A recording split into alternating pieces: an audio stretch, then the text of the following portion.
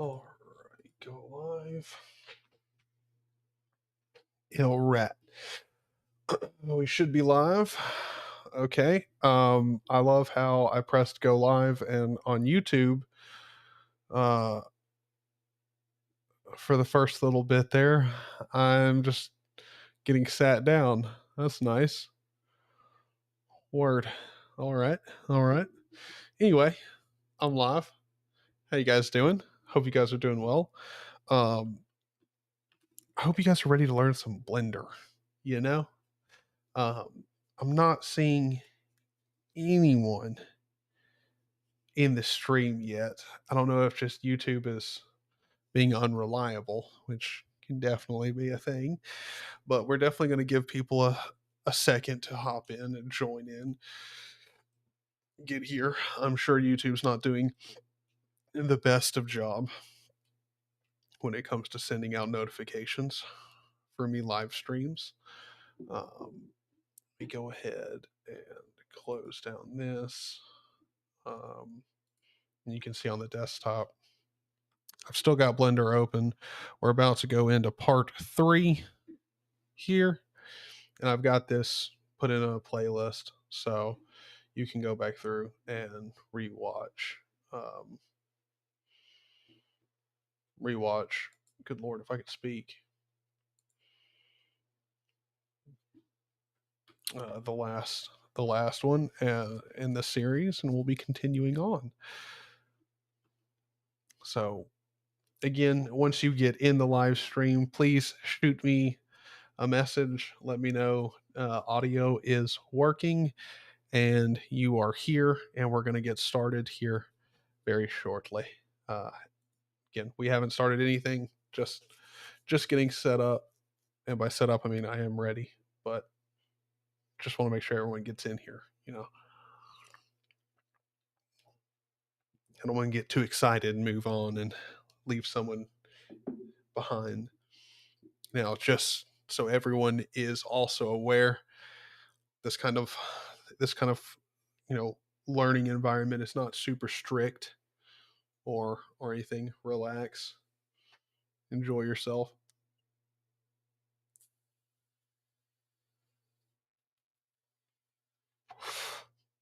So I say we go ahead.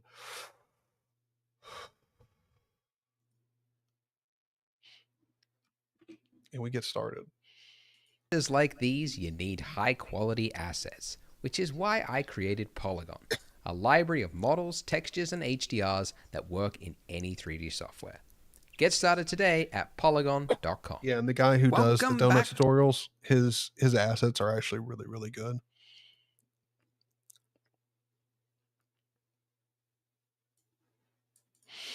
I don't think it's very difficult getting started on Blender. It is a lot, but I don't think it's too difficult, especially with how many tutorials are out there. Springles, how's it going? How's it going? Hope you're doing good. Hope you're doing mighty good.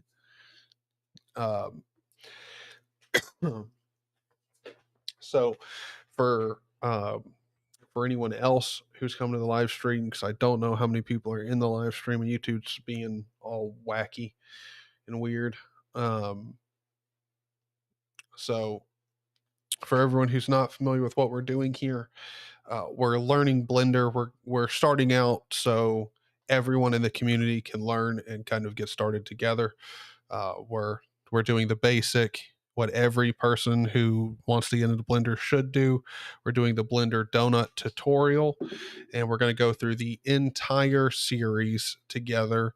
We're going to all have our donuts, and then we're going to submit them in Discord, share them with each other, and we're going to continue on using Blender together as a community. We're going to plan out and develop a game that we're all interested in, at least to some degree. I mean, again, everyone has their different perfect ideal game, but we're going to have a game that as a community we can all get behind and all would like to play with each other, and we're going to build it together completely inside of Blender using the Blender game engine here.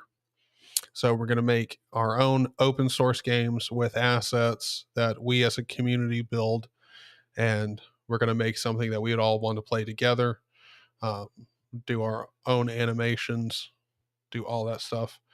And animations is ones that people get really scared of, but I actually do enjoy doing animating. So, um, but I'm gonna live stream the entire process, and I think this will be something that'll be really cool to have up on YouTube for a long time. I think this will be very not just beneficial, but cool to see a community come together and you know just a whole bunch of Linux nerds making a nice open source game that we all want to play.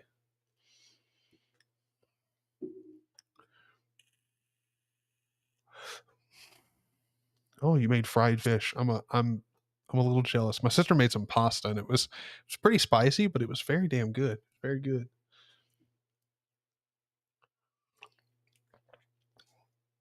Well, welcome all of y'all. So that's kind of the thing. We're all going to build a game together, but we're getting started off covering the basics, doing the basics. If you didn't see the first live stream, it's okay. We've pretty much covered the basic controls, and we uh, also added in a torus um, object there. Got it shrunk down, made to a donut, and yeah. Also, I did show you guys how to switch over from the regular shading here to matte cap, and you have different surfaces that you can choose from in here. I like this one right here just because it makes seeing your object pretty easy. Yeah, and we've deformed our object a bit. Got a little non-perfect donut here, fresh out of bakery where a stoner was making it. Didn't have all that much focus on it. You know. To the donut show, where we make virtual donuts that we cannot eat. In this part, we're going to be making the icing. So, with our wonderful donut here selected, we're going to, well, first of all, yeah, like icing. I mean, you could do it a million ways. You could like add a plane and then like model it out and try and pull it down and then sculpt it and do a bunch of different ways. The easiest way, like really, whenever you're doing something, is to like try to reuse part of your mesh wherever you can. True. So we've already got the shape of a donut. We can duplicate our donut, shave off half of it, and then we've basically got icing. So that's what we're going to do. So enter into edit mode, and we want to select half of our donut. So if we went into, you can see that, like if we looked at it from this, if we drew, you can see we're missing part of it, right? Because it's like, this is one of those cases where I'm trying to say where you need to use straight on. Okay, so or number pad 1, number pad 3, whatever you want to do, something like that. Okay, and by the way, when you use this, it also switches you to orthographic mode. Okay, so perspective mode is where you've got the depth fall off. Okay, and then orthographic mode is when it is like as if it was like on a focal length of like infinity. So you're seeing like the actual, what's the best way to describe it? No perspective, essentially, zero perspective. And you can toggle between that, by the way, also with a number pad 5 or by clicking this little gizmo on the right-hand side there at any point. Doesn't have to be in a certain view. Okay, cool. So if we were to just drag over this right now, it looks like we've got half of our donut. However, if you moved around, you would see we're missing the other half of it, okay? And that's because it's hard, okay? The mesh is hard, and therefore to select on the other side of it, we have to be able to see through it. And we can do that by going up here and toggling X-ray, or the hotkey for that is Alt-Z, and that will now show us right through it. And now when we drag over it, you can see that we've got exactly the top half of our donut all the way around. Okay, perfect. So we want to duplicate this. And all right, so let's go ahead and do it ourselves. So what we're going to do, we're going to go ahead and pop in orthographic mode, tab with our donut selected, go into edit mode, cool beans. We're going to select the top half. Wait, nope. Just what he was talking about. X-ray mode. Perfect. Grab the top half there. Bada bing, bada boom. Yada yeet's gotta go eat. Then separate it. Okay, so I'm going to hit Shift D, which is how you duplicate, or you can go up to mesh and then click on duplicate, wherever that would be. Right there, duplicate at the top. Yeah, but Shift D. Okay, now when you do that, you can see that it is now locked onto my cursor, okay? And it's telling me, where do you want to place this duplicate? And I don't. I want to leave it exactly where it was. So if I hit escape or right click, it's going to cancel the movement and put exactly where it was, but it is now duplicated it. Now what we want to do is move this to its own object, because you can see that we've now got vertices on top of vertices, and they need to be their own separate objects. So to do that, the hotkey is P. P. So we're going to go over here, Shift D.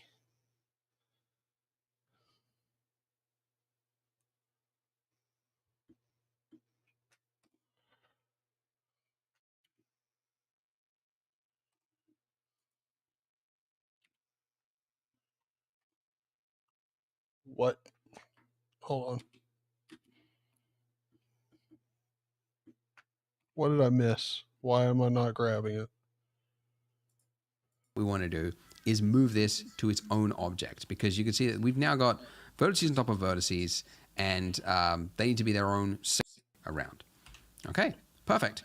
So we want to duplicate this and then separate it. Okay, so I'm going to hit Shift D, which is how you duplicate, or you can go up to mesh and then click on duplicate. There we go.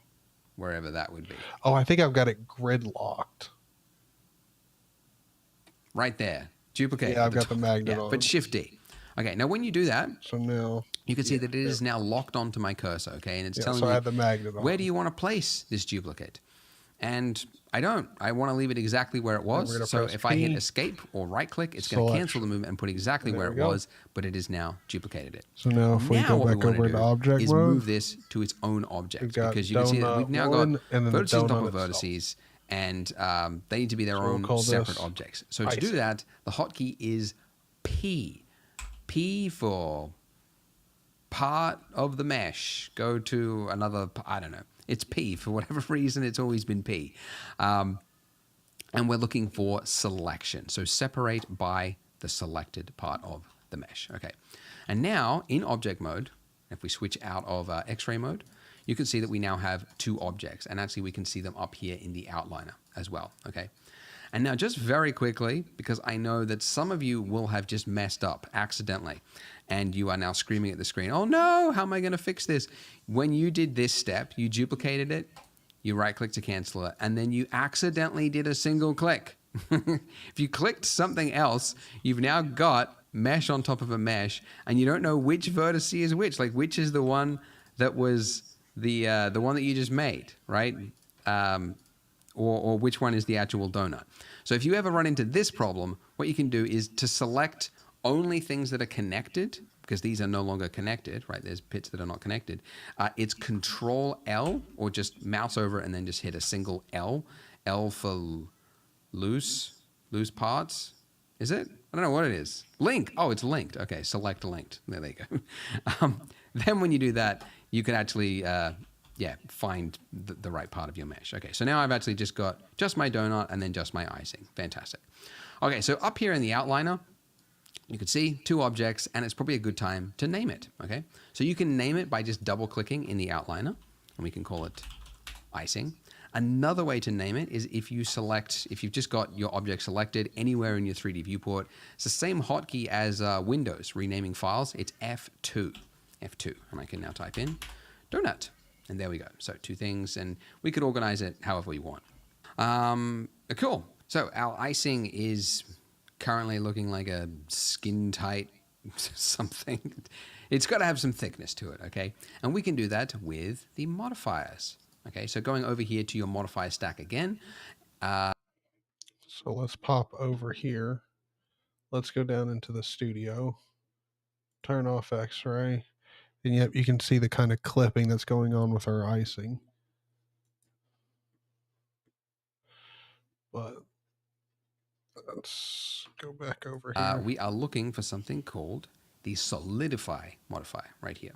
There really needs to be a search function for the modifier stack, but there's just a lot here at the moment. So solidify. Okay.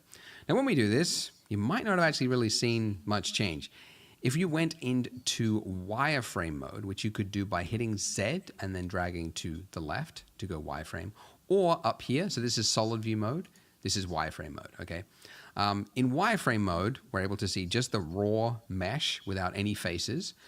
You can see that it looks like a donut within a donut, but it's got thickness to it, but it is pointing it in the wrong direction. So this offset setting here from -1, we want to change that to 1. And now go back to solid view. Okay, so that... Yep. Oh, I mean, I remember this very much. Bada bing, bada boom. And the thickness.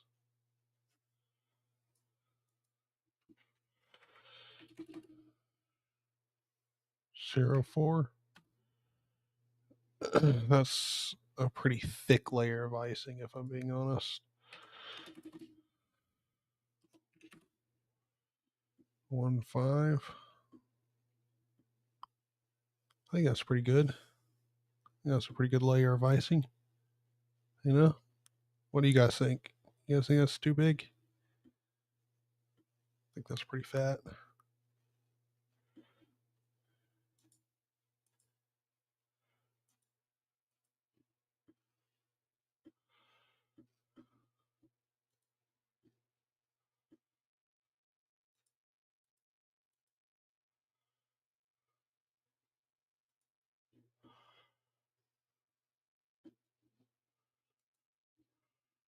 Ooh, not that. I went to go to wireframe. Yeah. Do only the rim. Nah. Since it's a render and we're just going to do a donut with like a plate and a glass at the most at the end, it's not that important. So, yeah, we'll just...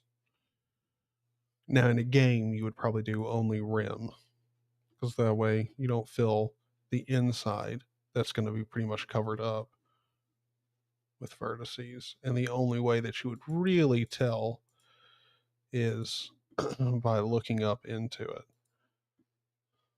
Otherwise, it looks fine. Like, doing only rim, can't really tell.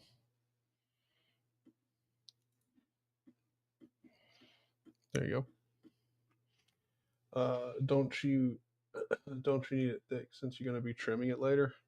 No, I mean, we're going to be drooping it a bit, but it doesn't need to be super thick for that. You'll see.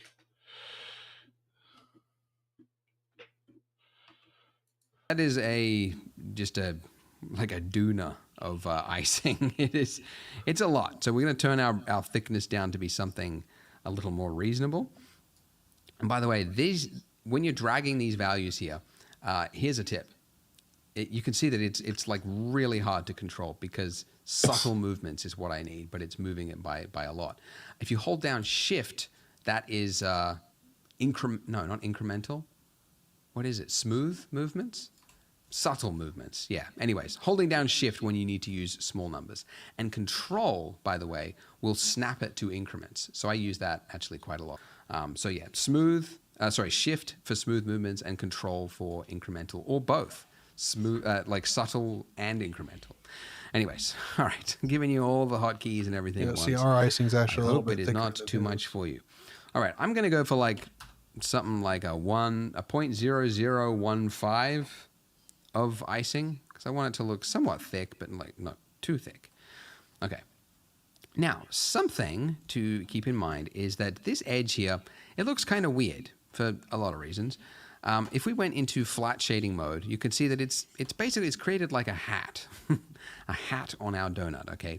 And the reason for that is the order of our modifiers here. So a modifier is, what is the best way to think of it? Well, it's working from top to bottom. That's how we'll describe it. Okay, modifiers are Theo, how's it fantastic going? because at any point we can change these settings. It is a non-destructive way of working. This subdivision setting that I had before, I think it's too high, so I can come in here and I can change these settings, okay? Make it lighter. If it was not, if I was to apply it or I did it a different way, I could not change those settings. Non-destructive, it is fantastic.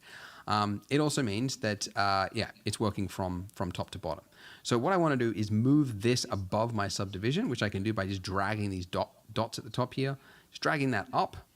And you can see that now it's doing the, if I just turn that off, it's doing the thickness part first, and then it is smoothing it, which means that that edge there that was like this before is now being forced to go like this because of the sub. Uh, I love Blender and modifiers. Plop that one up there, and look at that. Our icing does look better. See? It's much more blocky there. Drag it up there. Boom. Much slimmer. Looking much nicer. Beautiful. Subsurf, because it adds those points and then it kind of averages them out, which is, yeah, how subdiv works. There we go. Cool. So now, I don't know, now that thickness doesn't look like enough. So I'll just increase that a little bit. And I'm going to go shade smooth again. Okay. Lovely. Well, we made good time. Yeah, let's just jump to the next video. We're actually going to start modeling in the dripping parts of our icing in the next part and doing a little bit of sculpting as well. The fun part. So click here to join me in the next part, and I'll see you there. This is where you give your donut the most character. Let's move on to part Join 4. over 1 million 3D artists who use Polygon's models and textures to help them make better renders faster. Join for free at polygon.com. Congrats on not giving up yet. It's always fun. Whenever you release a multi-part tutorial series, it's just fun seeing like the viewership drop after every part as people quit. So if you did make it, hey, you're staying on track. We you got haven't this. given up yet. We got it. No, I do hope that you can all stay through. In this part, we are going to be making our icing look more like icing, more dribbled down rather than like a... Yeah. Hey, Hip Dad. Theo, Josh, everybody who's getting in here. Just so you guys know, we've just started back in. We just finished part 3 of it, which was just where we added the icing layer. So we just duplicated half of our donut, gave it a solidifier mask, and and moved the solidify modifier above the subdivision so we get more smooth icing. That's pretty much all we've done. I also left the matte cap for a bit.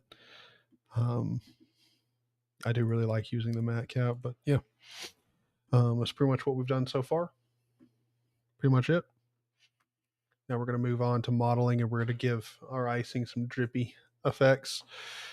And again, I did also make a playlist for this series on YouTube. So if you miss any part, go back, watch through. More than welcome to. But definitely, right now, hang out, have a good time.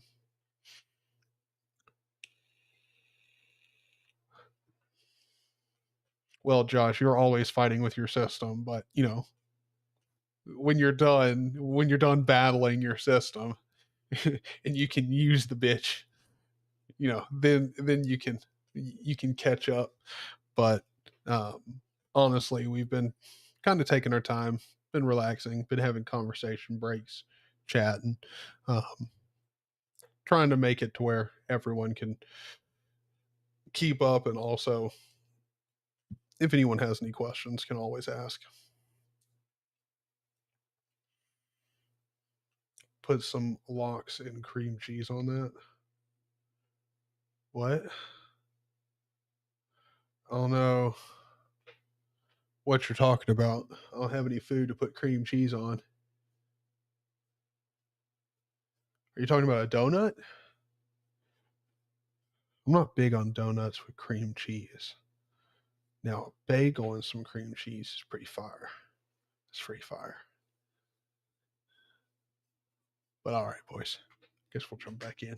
Yarmulke, or like half of a bagel or something. Like if I just cut this in half, I feel like that would look pretty close to a bagel. Yeah, it does. We want to make it look more like icing and also make our donut underneath also have a little bit more shape. So, the icing. Okay, now we want to be able to see our mesh and like manipulate things and everything here, but we can't because it's mostly hidden by our solidify modifier. So in your modifier stack over here, if we just uncheck this button here, then it will no longer display in edit mode, so I can work with the mesh here. But then I go back to object mode, then you can see the solidify modifier again. So that's what we want. Okay, so if I was to move this down by hitting G, oh, I got to turn on my screen keys tool because it's turned off. There we go. If I move this down with G and then went back to object mode, you can see that we've got something that looks like a little droop, a little dribbly bit.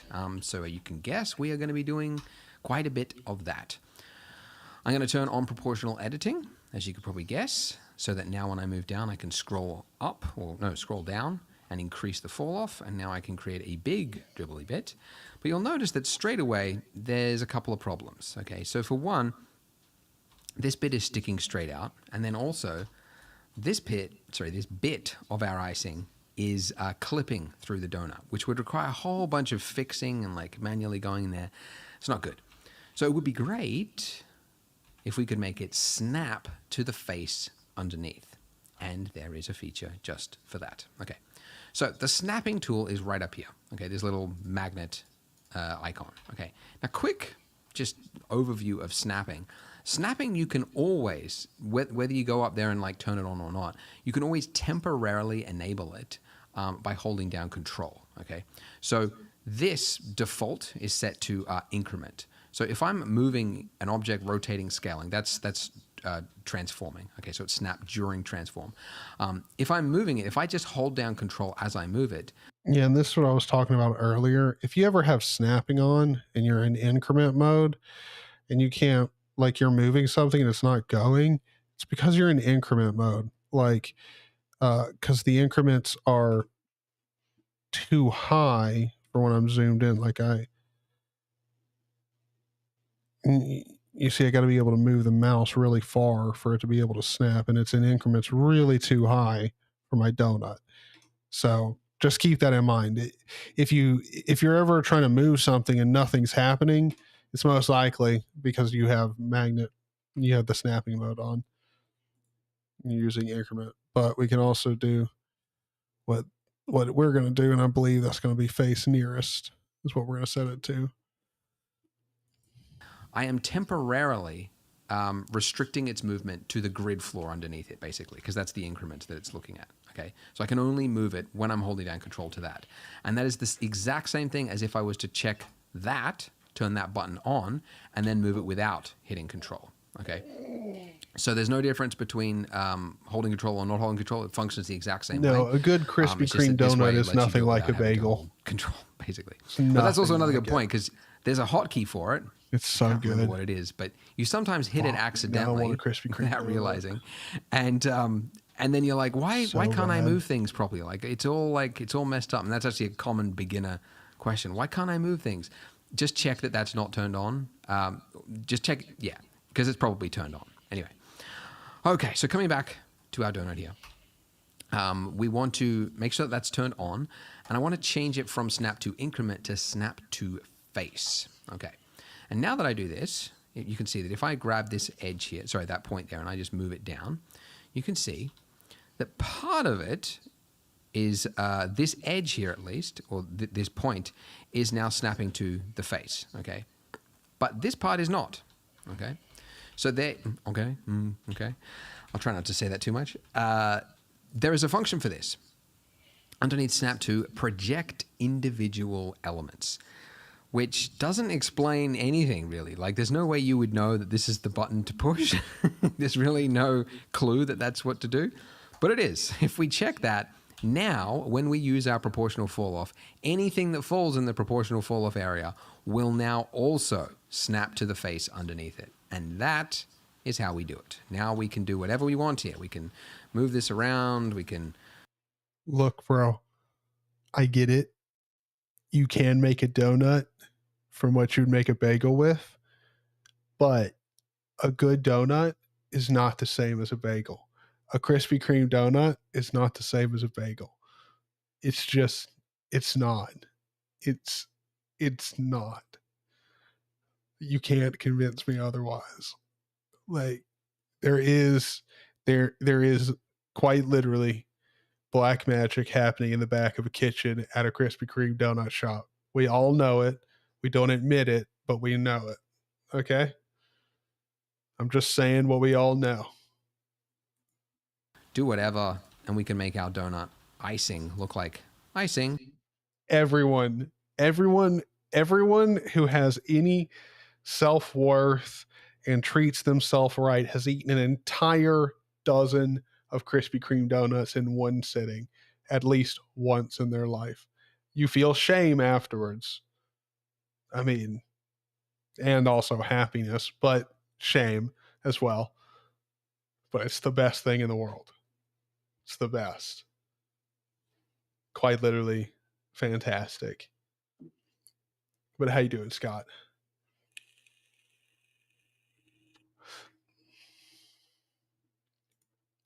And it will automatically snap and form the shape of the donut, which is perfect. Now, I've learned from doing donuts many, many, many times. What? Hold on, I'm sorry. We got to address chat voice.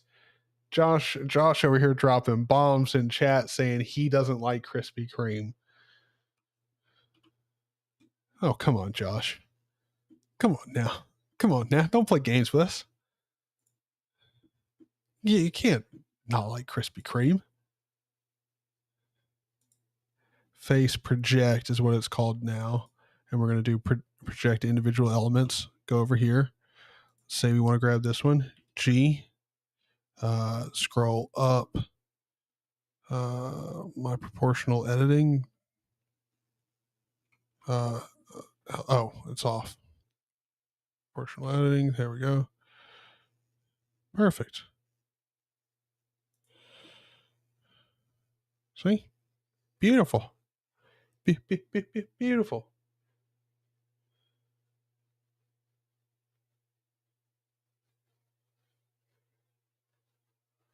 Uh,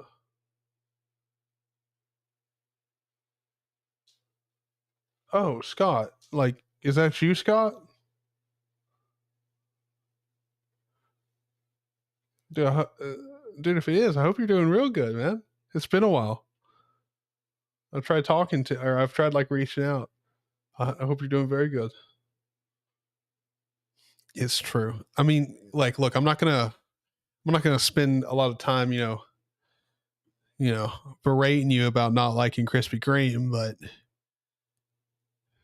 I mean, if there was ever something that you needed to go see, your local priest and, confess and repent for, it would be not liking Krispy Kreme, that's for sure. I mean, that does need to be addressed ASAP. You know, can't have you go into a real dark place over some Krispy Kreme. This one, I want to take like the icing down like real far. I want to like drooping all the way down on one side. Oh shit. Well, that didn't work out for the best. Might have been a little far there. Control Z. Let's do this. G. Let's make the proportional editing.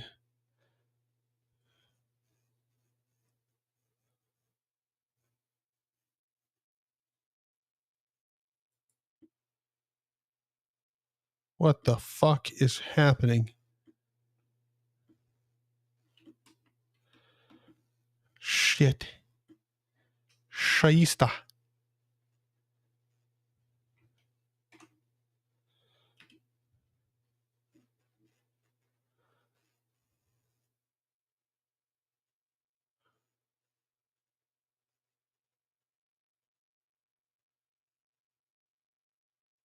Just want a big old drip down here. All right.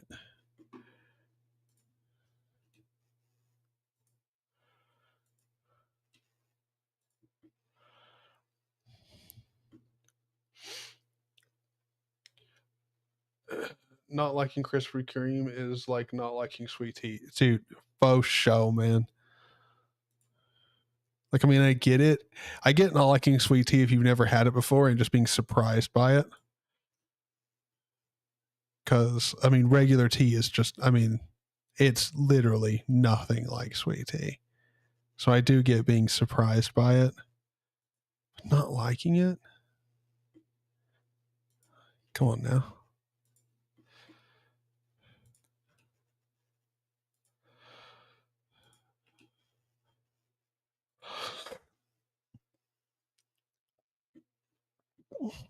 All right, so this is what we're working with right now. I think we just got to pull this one down a bit there. All right. Yeah. Nice glazing going around. So now all we got to do is on the inside of our donut here,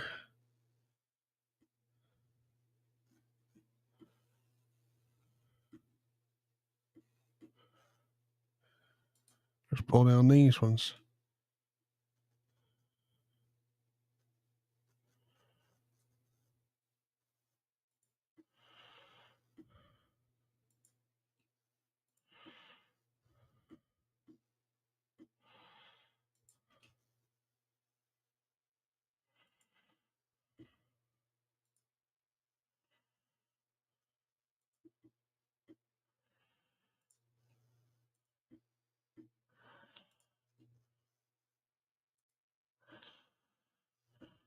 All right, perfect.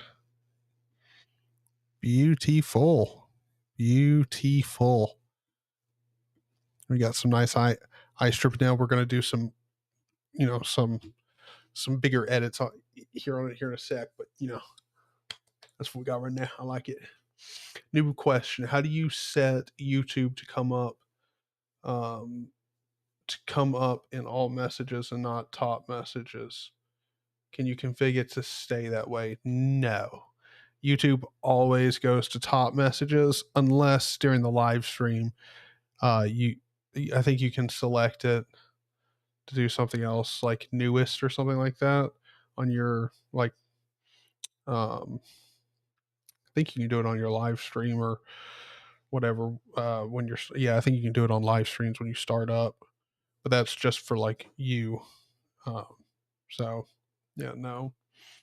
Unfortunately, every time you come to YouTube and on a live stream, you're gonna have to change it to live chat.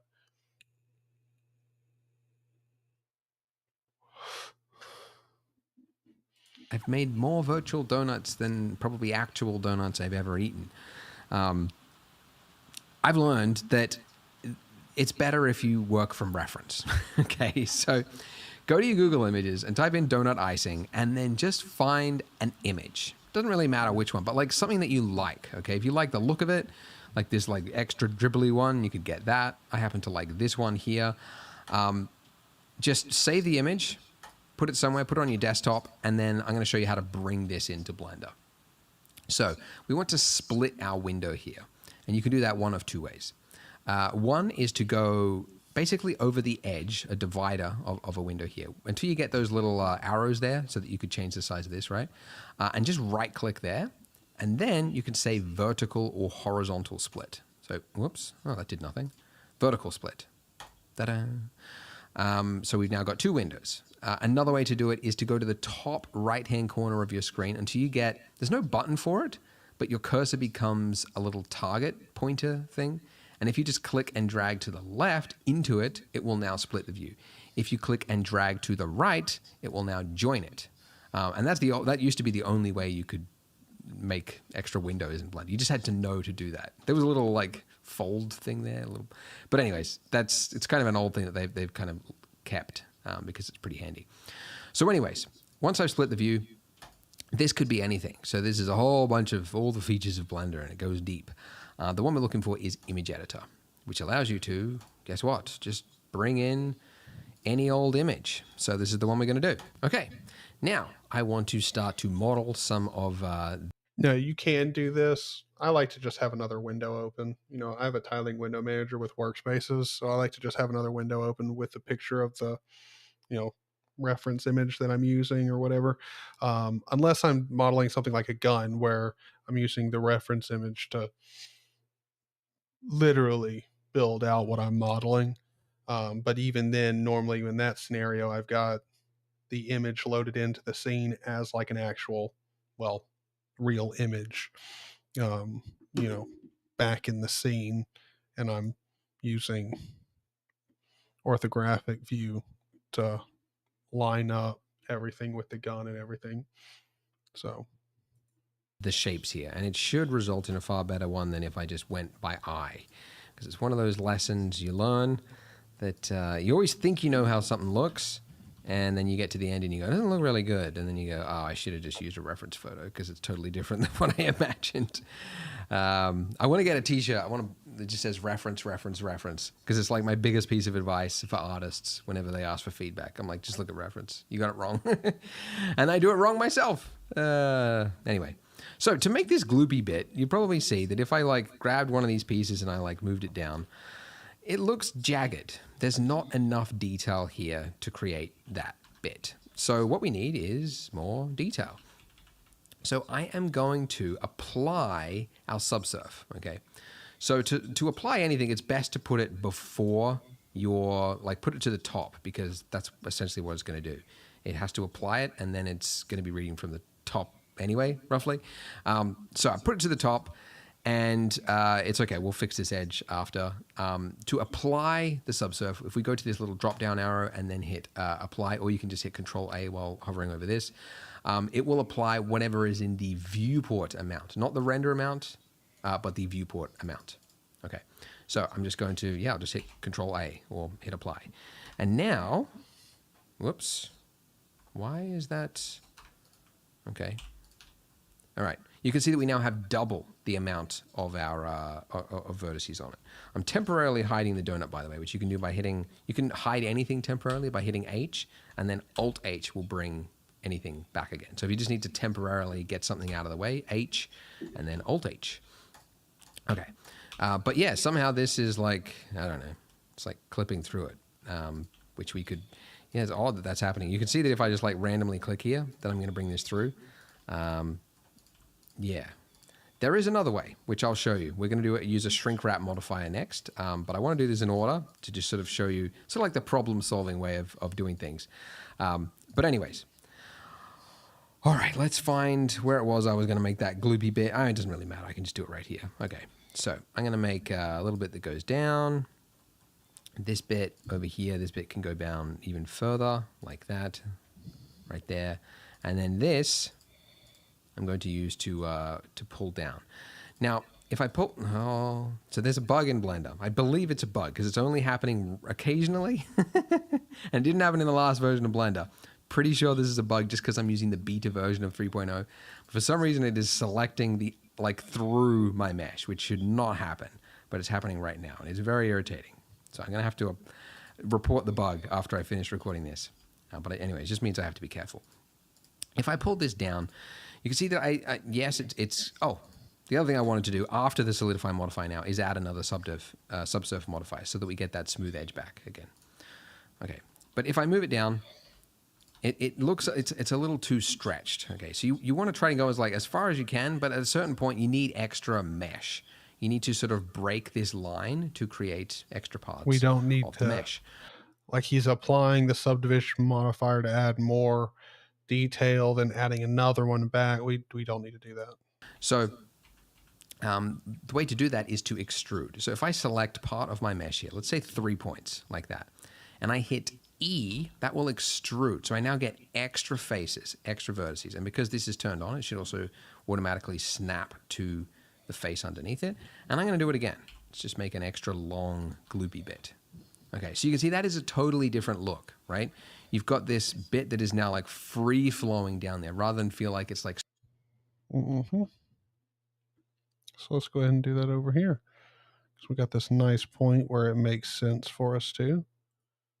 shift select. So we just click on this one, shift click, and then E to extrude, and we extrude it down, and then we E and extrude it down again. And then we'll click and drag here, grab 3 points.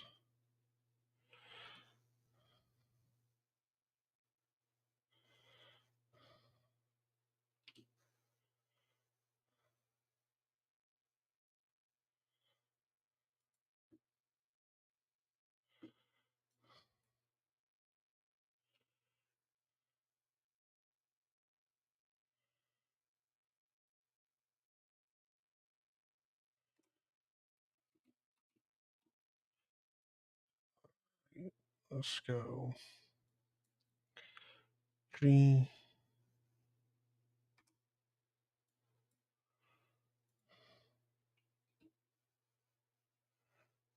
Move it. Want to move it inward.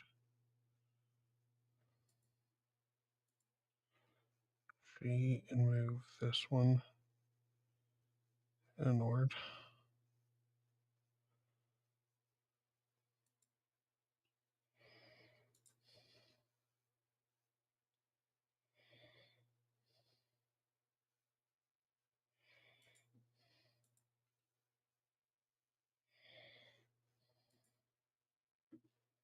Oh my gosh, doing a horrible job here.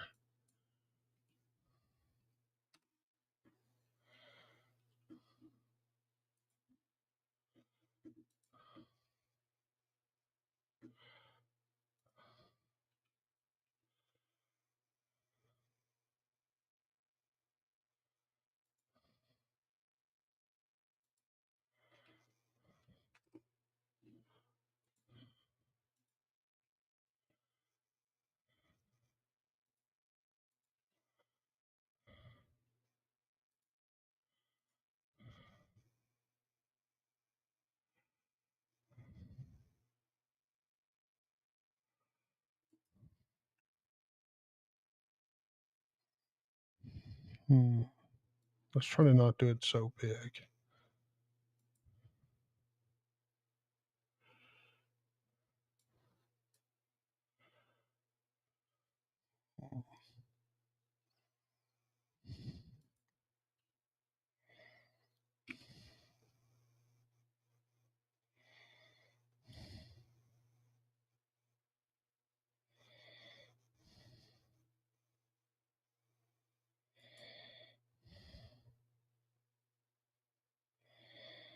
Hold on. Actually,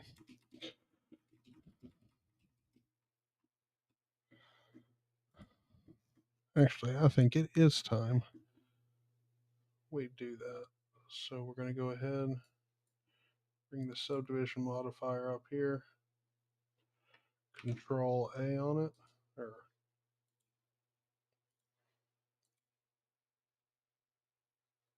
oh, we gotta go out of edit mode, and then we can Control A, apply it, add another subdivision modifier, and now when we tab over in edit mode, there we go, we've got more points. So from here, we can go E, down, scale, inward, E, down.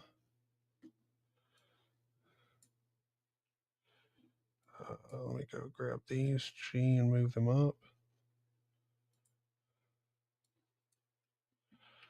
Scale, inward, G.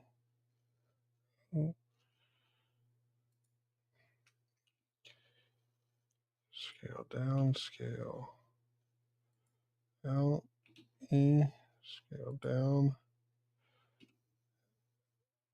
and out. Let's tab out. Nope, it's going to need to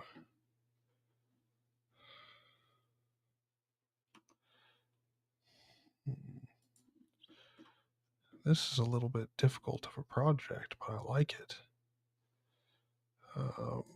So G, move this up just a bit.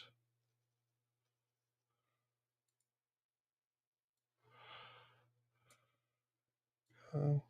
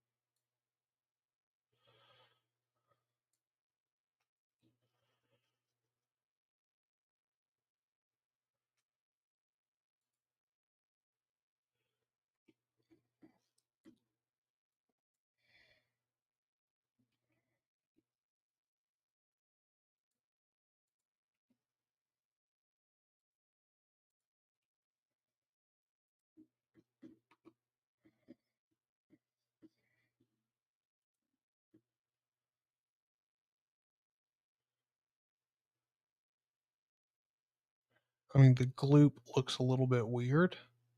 Looks like it's coming out a bit.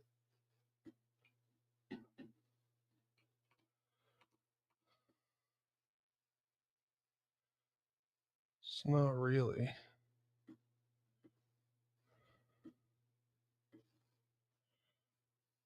But I mean, that I got to be honest, the imperfection does make it look more natural.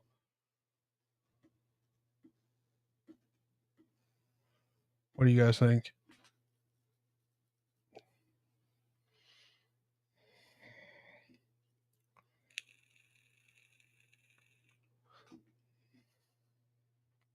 What do you guys think about that little icing drop there?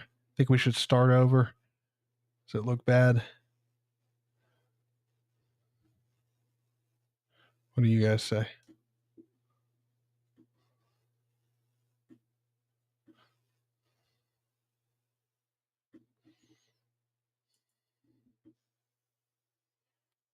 Oh yeah, the icing's got the same material, so we'll go and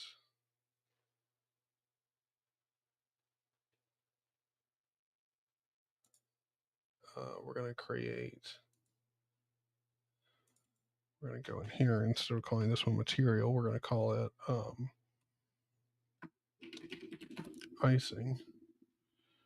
And the icing, we're what color icing should we go with?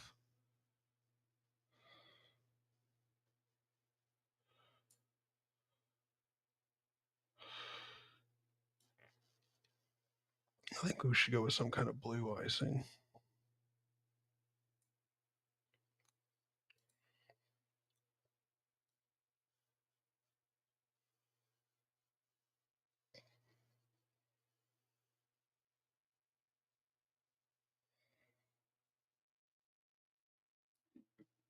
Give the icing a little bit of subsurf, just a wee bit.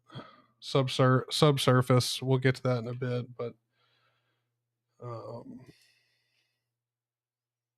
subsurface color.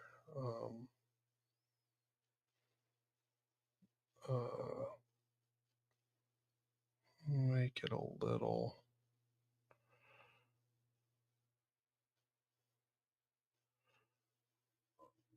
brownish. There we go. Yeah. Do blue icing for right now. Looks good to y'all. All right. Do you guys think we should do some more drips like over here where it's a little bit more boring? I think we probably should. Where is the? Yeah, because we need to take the roughness and we want some more glossier icing.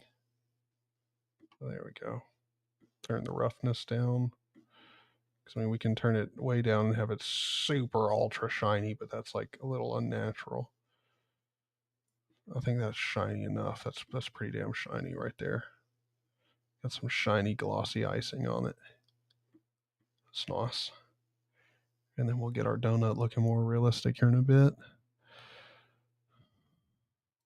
But let's go ahead and get 3 points here. Yeah, we'll do our icing right here. Oh.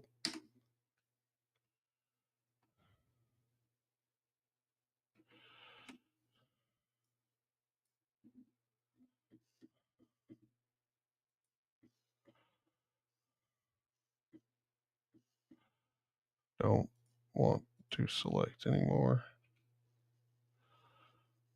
Okay. We're going to go right here. Scale them down.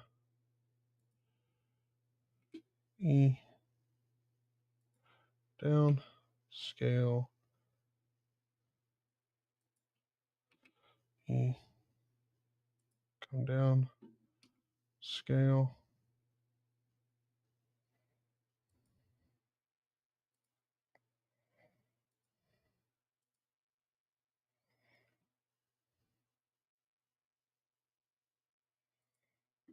There we go. All right. So we got us a nice little droop down on that side. Go over here and get a nice little droop going right here. Oh, shit. Escape. Control Z. 1, 2. Fuck. See, I'm clicking through the mesh. And it shouldn't be happening.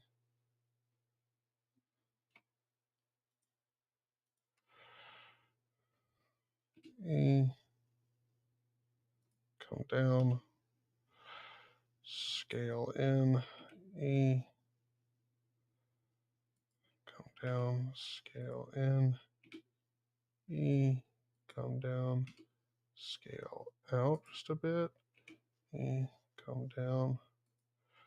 Scale out just a bit. And grab that center point. G. Bring it down. Yeet. All right, so another good looking drip on that side. It's pretty long.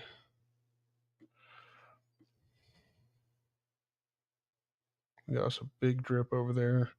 Little drip. I think we should do some more drips just to make it look more natural.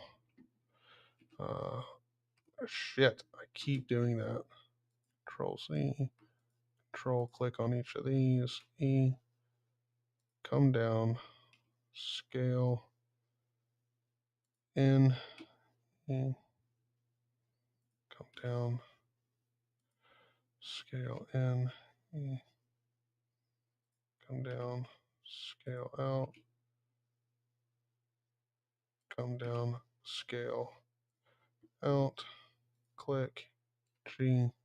Drag down. Bada bing, bada boom. Got another nice little one right there. And right over here. I want another one right here.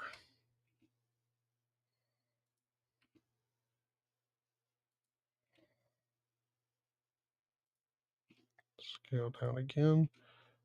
Come down. Scale out. Come down a little bit. Scale out. Click the endpoint there. G. Come down.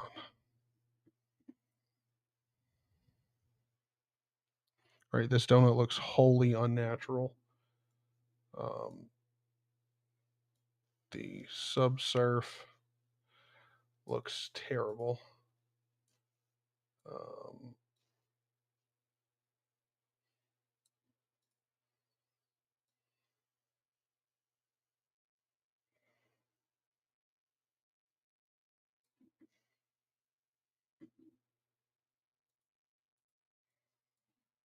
Turn down to 0.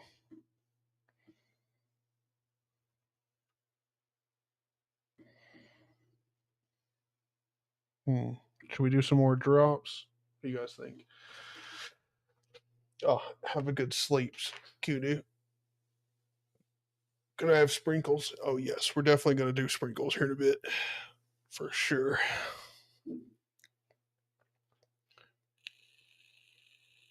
Donuts make me go nuts.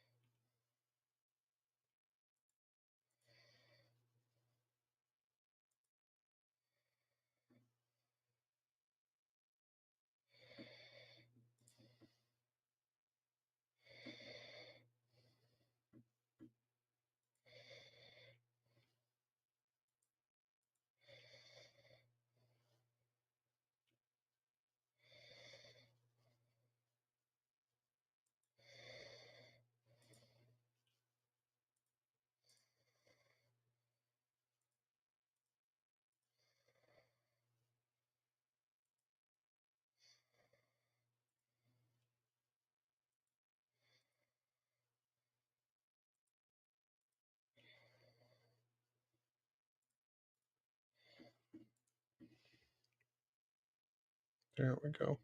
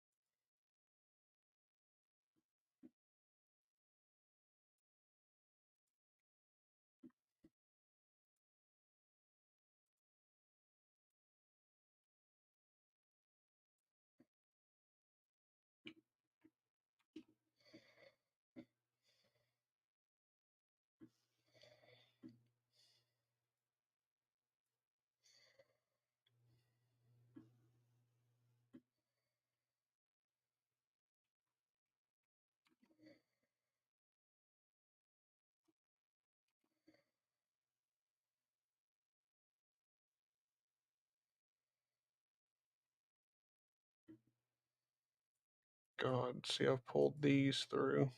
I have royally screwed up our shit.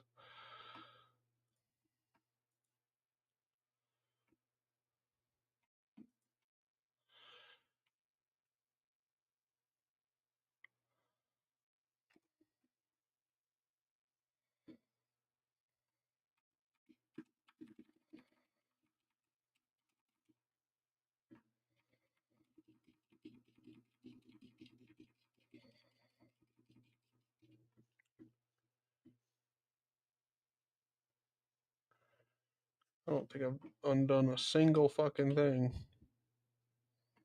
Control C is not, Z is not doing anything. Well, shit. So I fucked up the icing. And it definitely happened over here.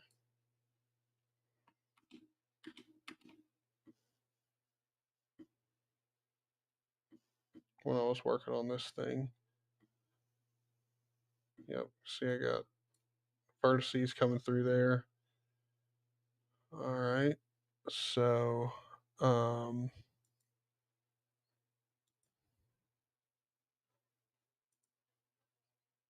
on.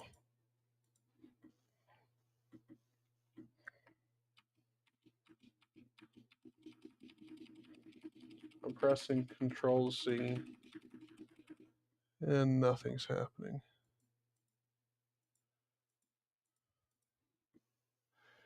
Damn dog.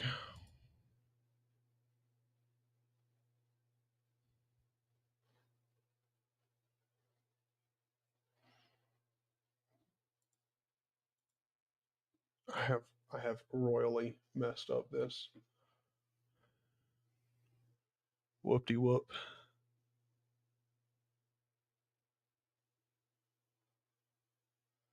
Huh.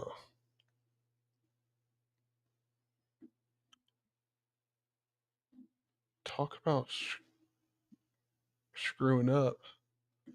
Like, yeah, I got like vertices going through here, over there. Yeah, so there's two ways we could go about doing this. There's the G way and the non-G way. I think the professional way of doing this is by doing this. Just going in here, pressing X, and deleting it. Then grabbing our donut, tabbing back over, looking at it through the side, turning on X-ray mode. We go through it. We click here. We Shift D this. Then we press Escape, and then we go P to separate the part that we got selected. We separate it by the selection. We go here. We name this icing. Go over into object mode. Make sure we just have the icing selected. This is the object we're working on. Then what we're going to do is we've got our subdivision modifier on there. Let's take this up 2. Let's do 3 levels. We're going to add another one. It's going to be our solidify layer. And our solidifier modifier needs to be turned to 1. Offset needs to be 1. And our thickness is 0.001. All right. Now we're going to tab over into object mode, and we're going to apply that modifier. Then we're going to add another subdivision modifier to keep our rounded corners. And now when we tab over, we should have mega detail because I turned it up to 3 times. So now we will have no lack of detail needed in our icing. And what we're going to do is go down into our icing. We're going to change our material over to icing. Bada bing, bada boom. Now I can zoom in here, grab, a few of these points here. Or actually right now, we'll just do the proportional editing because we need to take this down. G.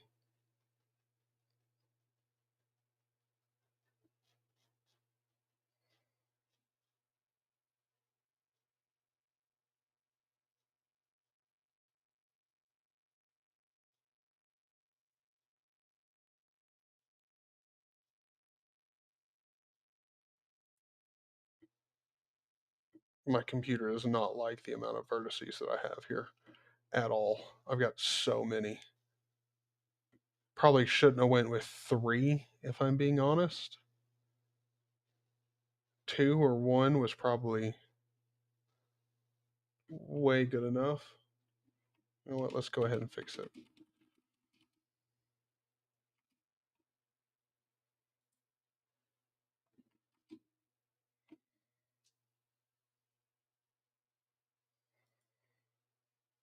Two. Let's go ahead and tab over, and apply 2. Even that one's got a lot. God dang.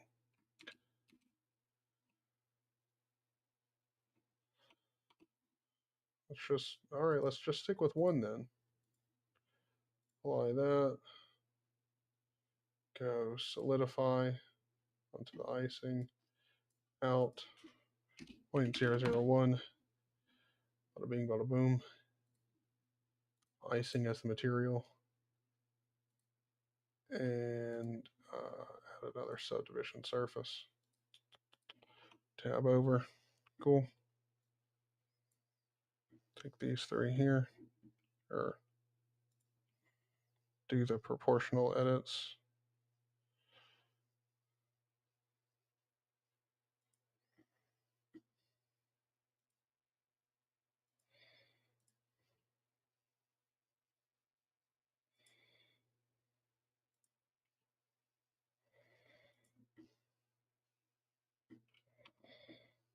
Cool. So it is sticking to the edge. Yeah, good. I just want to keep an eye on it, make sure we're not messing it up.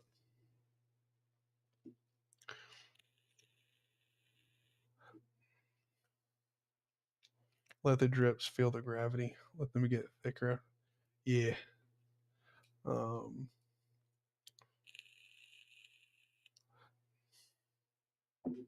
Yeah. With a vertex count that high, my computer definitely becomes. I don't even think it becomes a foot warmer. I think it becomes like a whole room warmer.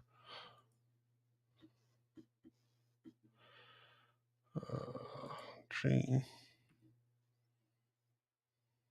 Turn. Have it go down there.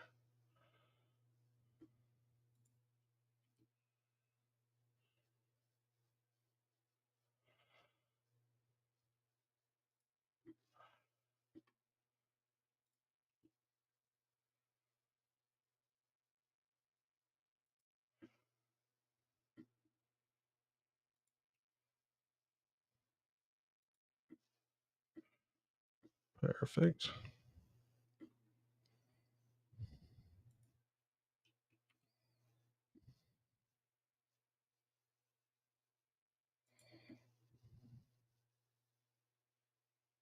Ooh.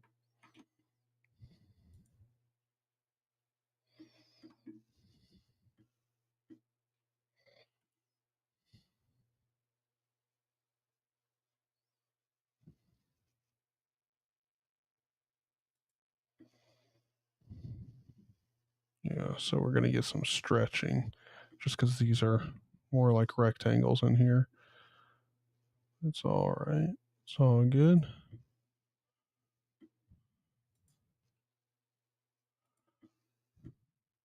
Shouldn't be too bad.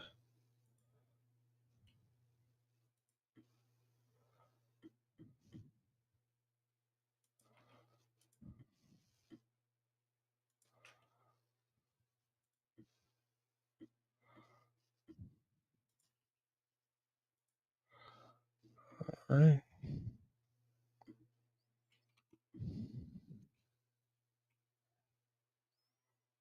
Yeah. I mean, that actually looks really good in there. I mean, it kind of would crinkle up a little bit. So it comes down in there. I like that. Looks good. I mean, the icing is hella reflective. It's shiny as fuck icing. I think we could kick up the roughness just a bit here. The sheen tint. Can never remember exactly what the sheen tint does.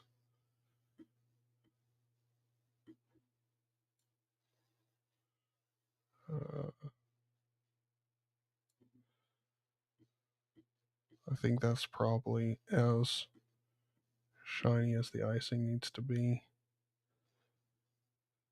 I mean, that's like completely dull there. We do want to have it be,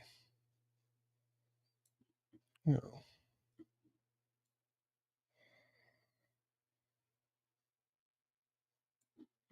4 is just under 4 is right. It's about right for the reflectiveness. It's not too shiny, but it is shiny. I like that shiny icing. You know, looks good. All right, now let's do the drip effects. Let's go back over into edit mode. Let's do it.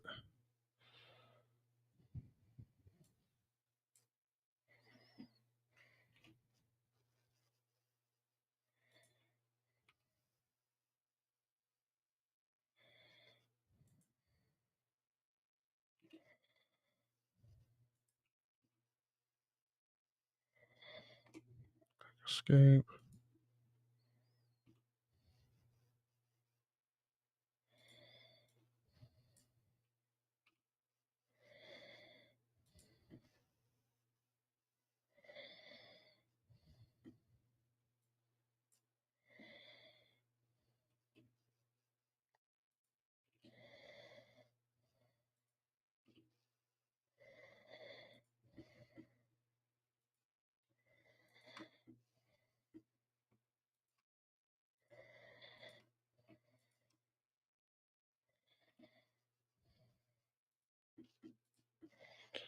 Boom.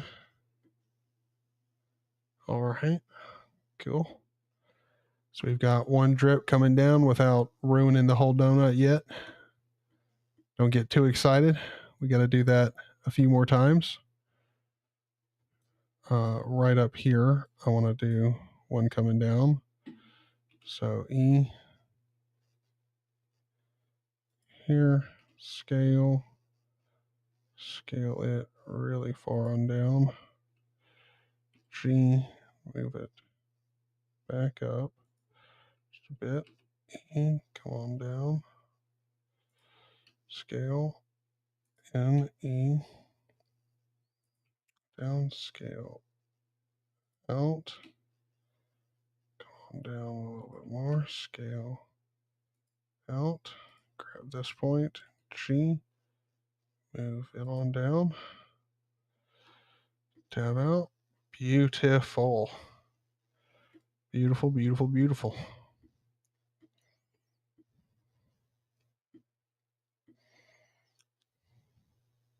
So now we just got to add in a few more of these around the edges and we will be good. We'll be good. Let's go. We definitely want to add in one here. So E, take it down here, scale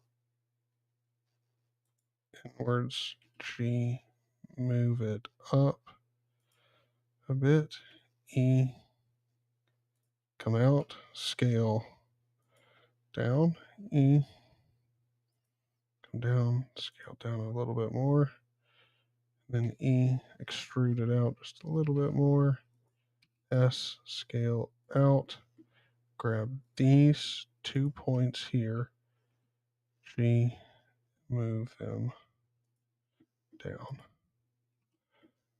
Boom.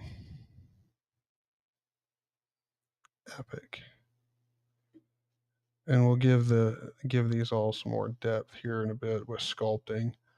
I'm sure we're going to talk about that here in a second.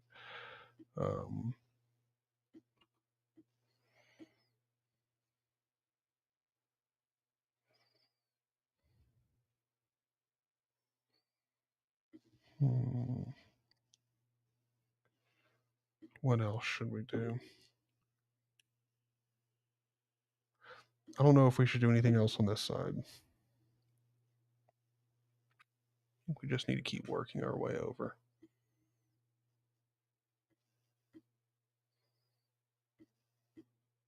I think we're going to do one right here. I think this is going to be our next one. E, come down, scale, down, G, up. And I hope you guys are having fun doing this too. I hope you guys are doing your own donuts that you're going to submit in Discord.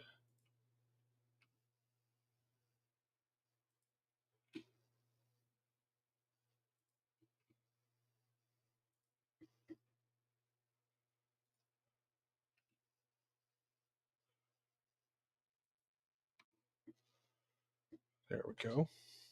Beautiful. Beautiful, beautiful, beautiful.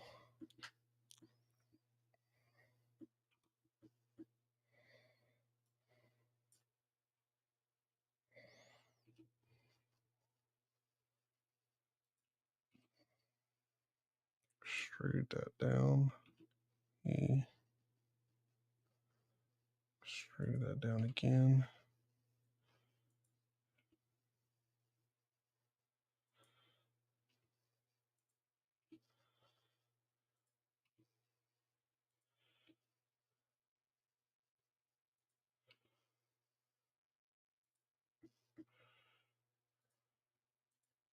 these 3 points.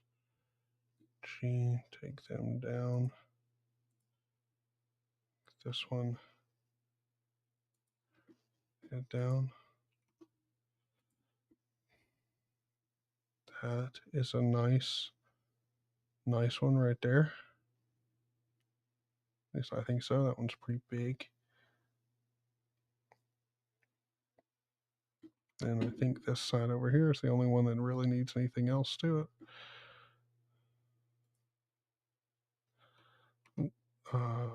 Shift click here.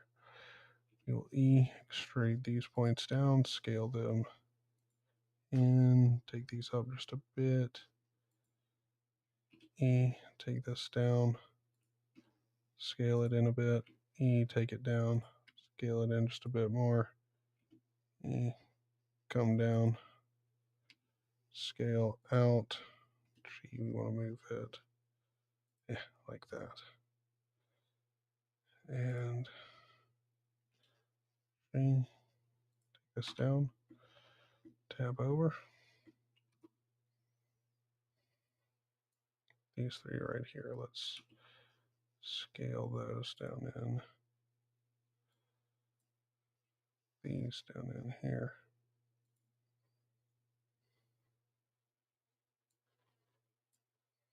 And scale these out just a little bit. Cool. All right. I think that's good. Maybe one more in here. Do you guys think we should do one more? Over here in this dry patches, splotches, whatever. You get what I'm trying to say? I think we should do a little bit more. Do a little bit more. What's the vote? Are we done or do we do one more? I mean, maybe 2 more. I don't know. I mean, there is big dead area here, dead area there. It's a little bit of dead area here, but I think this area here is good. Maybe here or over here. We should do something. What do you guys think?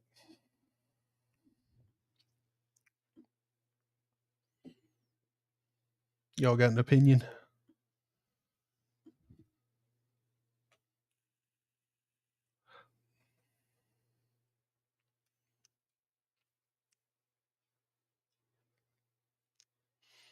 Yay?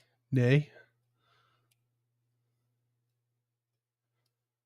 Done. You need contrast. Well, I mean, we haven't started shading or doing any of the like finishing features. We're just finishing up the form of the icing. I like that. It's not the best coverage of icing you could get, but looks good. Looks good. We'll plump up some parts of the icing, make it look a little bit better, a little bit more like icing. Do a little bit of sculpting down here on this bad boy.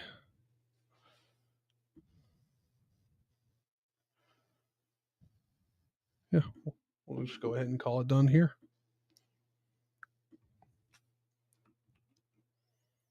Stretching an edge. So modeling is, I mean, that's really like a big part of modeling is understanding topology and like where to, add more detail where you need it and where not to, etc. I'm just pinching these in, by the way, by grabbing 2 points and then hitting S. But yeah, I'm trying to keep this fairly simple for this tutorial. Okay, so I've got that little bit there. Now let's do another little bit that goes next to it. So I'll grab this bit, I'll move this down. Let's grab 2 points. Just make this a short little gloopy bit. Or will it be? That looks a little bit weird, actually. It's so odd that bug has happened. I've never seen that bug before. Bugs get fixed surprisingly quickly in Blender, by the way, if you're curious. They are hard to come across because with an open source software like Blender, like so many people are using it and so many people are reporting bugs that, yeah, it is surprisingly more stable than 3ds Max, Maya. I say that now, and like people will be raging in the comments. No, it's not. It's you know, but I'm pretty sure that's like fairly well agreed upon in the community. But anyways, not to toot Blender's horn because it's definitely not perfect, but it does seem to be fairly stable. That's one of its great points. All right, and you know what? I might make another little gloopy bit over here. You know, I don't want to make this, you know, these parts too long, but I do want to make this look good, and I want to show you sort of the thought process that goes into it. Because some people will then go like, why does his donut tutorial take, you know, why does it take 6 hours to make a donut? Well, it doesn't. But I can do it really quick if you want, but you won't learn anything. Anyways, now I'm making on the other side of the donut. Let's say over here, like a really big gloopy bit that goes down. But so far down that it's going to extrude another piece down. Hitting E to extrude it down, and then I'll scale that in by Scott, hitting S. have a good one. Have a good one. And let's just move this up and around. All right, that's pretty good. And then I'll make this bit next to it, because that seems to be a common thing. When you've got one gloopy bit, there's another bit that's right next to it. I don't know if that's true or not. Just sort of making it up as I go. Okay, cool, awesome. Well, let's just say we continued that all the way around, but you could fine tune it and make it look as good as you want. Now, another thing to learn is that donuts, unlike this one, I mean, this is actually pretty good, but you could see that the edge, like the donut shape, something happens in the middle of it, okay? And you might be able to see it in other reference photos. But basically, usually it's like divoted. It's like it's fat all around it, and then this part on the edge, this one's probably a clear photo, it sort of cuts into it a little bit. And the reason for that, I actually recorded a video that I'll put on the screen here. The reason for that is that when it's cooked, it's put into a fryer. It sits and it just like floats. So half of it is submerged in this fryer, and then it flips, and then they do the other half. So the part that's like resting on the surface of the oil usually is cooked less, because I guess the oil is less hot, I guess. But I guess it would depend on the buoyancy of the donut, so maybe it doesn't happen all the time. But evidently, that seems to be one component of a donut, is that it has that bit that sort of goes in. So it's like it's fat up top, it goes in a little bit, and then it's fat down the bottom again. So let's do that in edit mode with our donut. But we need more geometry. Same problem as we did with the donut icing straight away. We've got the same problem here. So I'm going to apply my subsurf modifier over here, hit apply. Now I've got double the geometry. So here we're gonna go over here. So we're in object mode. We're going to select our icing, and just to make it easier, we're going to hide our icing. And we can always bring it back with Alt H.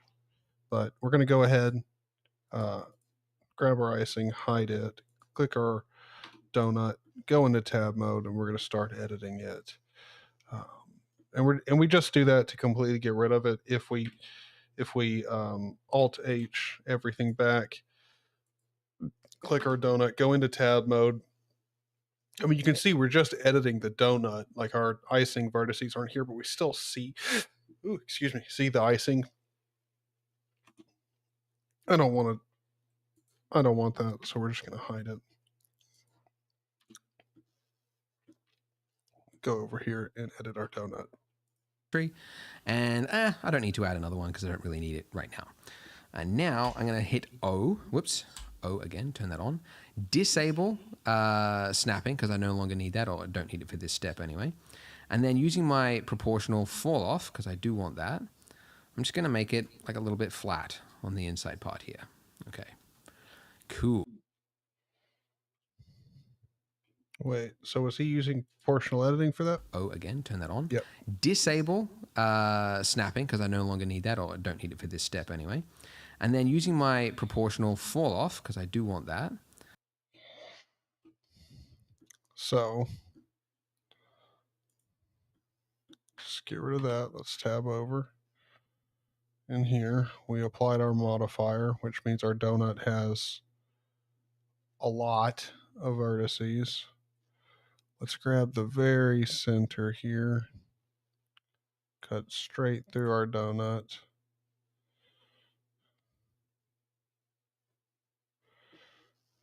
And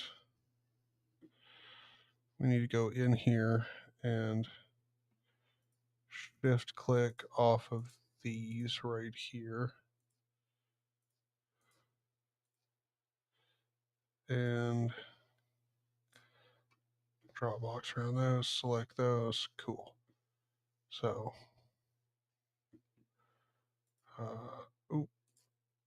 deselect these right here. Good Lord. Oh my gosh. Zoom in so I can stop doing this shit. Come on now.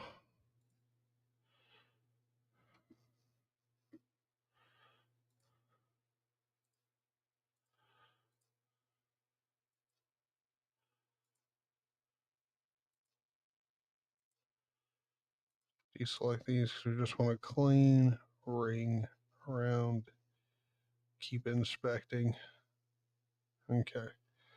So we've just got 2 clear rings around. We're going to have our proportional editing, and we're going to scale this puppy on down. Oh, wait. Actually.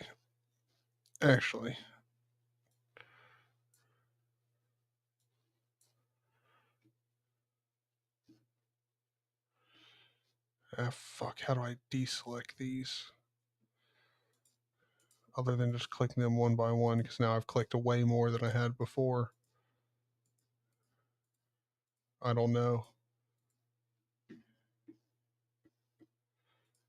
Shit, hold on. Let me do this. We turn off X-ray mode. Just grab these right there like that. I think there is a button to select. If you alt click on the line, yeah, it just selects the whole line around. Yeah, so just alt click all the way around. My Blender memory is coming back. Yes, because we don't want the inner ring. We can do that here in a second. But now let's do proportional editing and scale in. We'll scale it in about there. So we've got this nice little divot all the way around our donut. That's not quite even. It's beautiful. It's perfect. And you can always grab it in a certain place, pull it out here and there, make it not quite so perfect. You know, you can do that. We'll do that here and there. It's not this quite so perfect ring. Then here in the center of our donut, we can do is we'll grab this point here, turn on X-ray mode so we can see through the center, and go right here. So the one that's closest to it, I think, is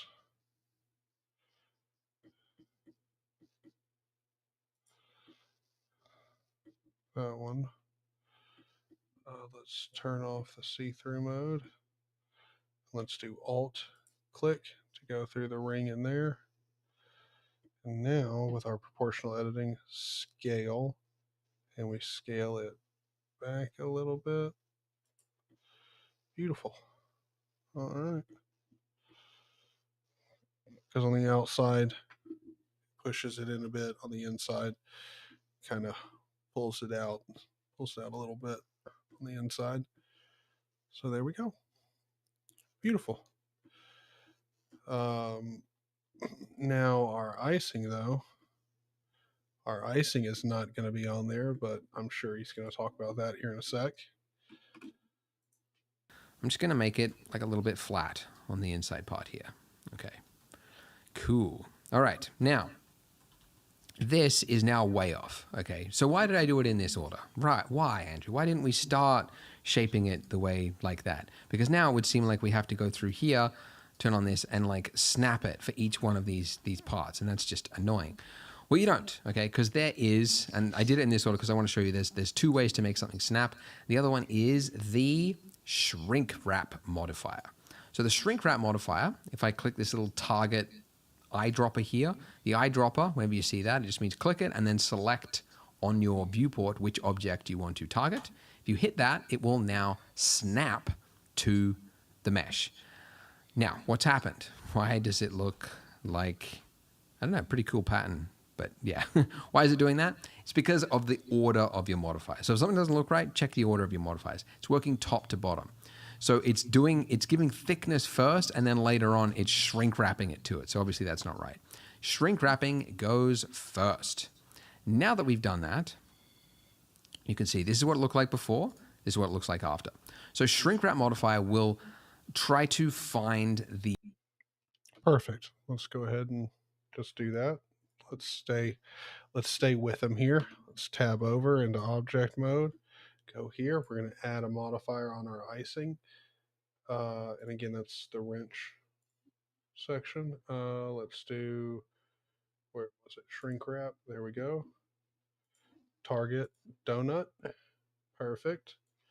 Drag it up. Bada bing, bada boom.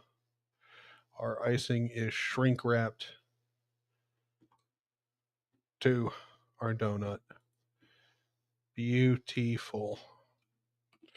The power of Blender. Dude, I got to be honest. Blender is really fucking powerful. It is a really, really good program. The shortest distance between each of these points and the mesh underneath it. And it just so happens to usually get it right. Just check the inside part, make sure there's no problems there. But yeah, that's how you can do it. So now we've got something that looks a little bit more like the shape of a donut, right? Because the edges are, that the sides of it are not jutting out. They seem to be flat. And that's kind of cool. It's kind of what we want. I might actually make this bottom bit just a little bit fatter. So I'm going to hit Alt-S on this. Oop, turn off this. Alt-S, just make this a little bit chunkier. Just add a little bit of interest to it. And then, yeah, just go through it and continue making your icing droopy like you want. Now, this was one way to do this droopiness, and it's okay, but it doesn't look as good as it could, right? Because when this drip goes down here, you can see that it becomes more bulbous, right, as the liquid sort of forms that droplet there, and we are missing that. We are going to do that in the next step, the next part. We are going to jump into sculpting. So just basically create the basic sort of form that you want, but we're going to do more detail and learn about another tool of Blender, sculpting, in the next part. So go ahead, click here on the screen, and I will see you in the next part. See why... So before we go into the sculpting aspect here, we've got our donut with its very basic shape going on. We're going to add some thickness to some of the icing drops. We're going to add some thickness to, well, the actual icing itself in most places, in a lot of places. And yeah, that's what we're going to do next. We're not ending the live stream or anything, but I do want to go ahead and take a second to say thank you all for being here. And just in case you're rewatching this on YouTube or you've just popped in, I do want to go ahead and let you know. So the whole reason we're doing this is to gain skills as a community and, you know, well, be able to use Blender and have fun creating assets. And we're all going to, as a community, come up with an idea for a game, and we're going to, as a community, build out the assets and systems for the game here in Blender. We're going to be using the open source game engine that's built for Blender. It used to be a part of Blender. So we're going to be using that to actually build the engine. So it's all going to be done inside of Blender. The whole game's going to be open source. And yeah, so if you want to be a part of that, there is a link to the description, or to the Discord down in the description. And also, like, subscribe, and consider joining the Patreon if you want to fund this kind of project and me being able to do it full time, all that good stuff. So Yeah, before we move on to sculpting, is there any questions from anyone in the stream at all? Any questions at all? I am going to go ahead and close my window. Buddy seems to want to go outside, so I'll let him outside. Give me one sec.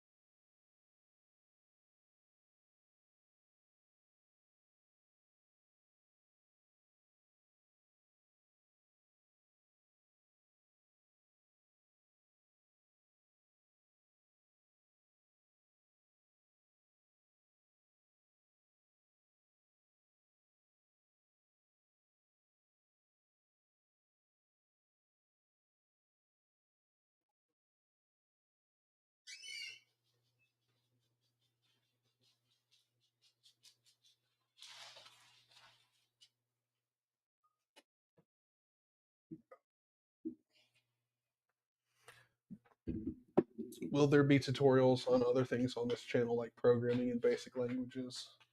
This one was fun. Yes, there is going to be. There is definitely going to be some other tutorials. I mean, a lot of it for the near future is going to be focused on Blender, but we're. I mean, I'm not exactly sure how everything's going to be programmed in the game, so.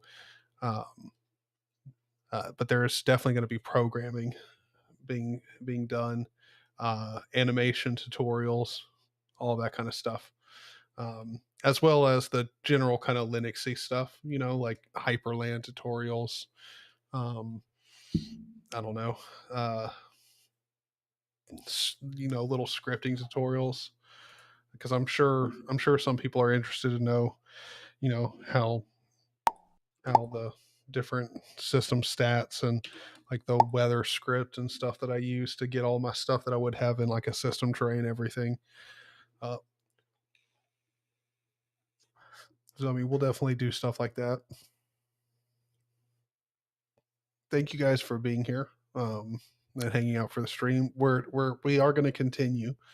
Uh, I think we're going to do the next part, uh, un, unless you guys would like us to do something else, because we could definitely um, we could definitely do like a gaming hangout on Discord or something, and just come back to this tomorrow and let everyone catch up.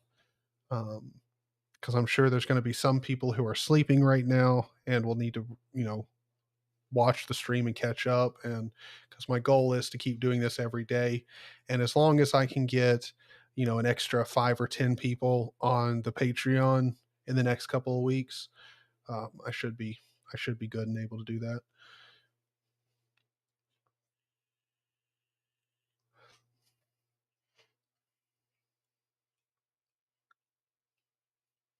Yes, yes. I think a lot of people are going to really enjoy the animation stuff, because I have a full animations, like a first person animation course that I paid for, and I really love it. Um, and so what I'm thinking about doing is recreating it. Obviously making my own personal changes to it and kind of streamlining it in places, that I think it could be streamlined. Um, I mean, as much as I can. It's not like I'm a fantastic content creator that can definitely make something super concise and just completely informative, nothing else. But I think I'm going to redo that, remake that, and make that as a series. Um, I'll probably do it as part of this playlist, part of this series. But yeah, I definitely think we're going to do that. And I think a lot of people will really enjoy that one because that one, it's a lot of fun. It really is a lot of fun. Making cool first person, like nice reload animations and stuff. It's really cool. Because actually, let me see. Um,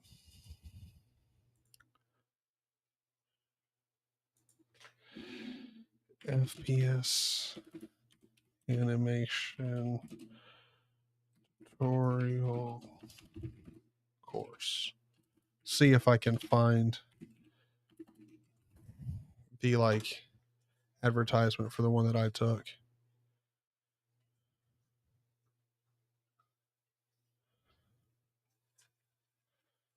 I'm not seeing it. Ah, here we go.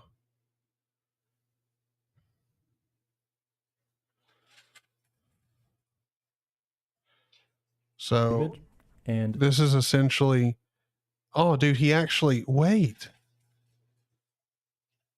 This is the full one that I paid for on YouTube.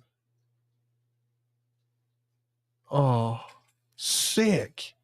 He must have updated and released it for everyone. So I originally paid for this. So we'll just watch this. I But have been animating. so this guy made all of these animations course. that you're about to I see. have over Not 6 the years. models. The models are part of a pack. Maybe he did make them, but himself, but I don't think so. I think he just did the animations. He's very talented. Years of experience using Blender, and I have been animating for just over 5 years as well. My main interest lies in first-person animations, just creating cool weapon reloads. There's been a lot of trial and error along the way, but this also means that I've already made all the mistakes that can be made, and yeah, that means that you won't have to.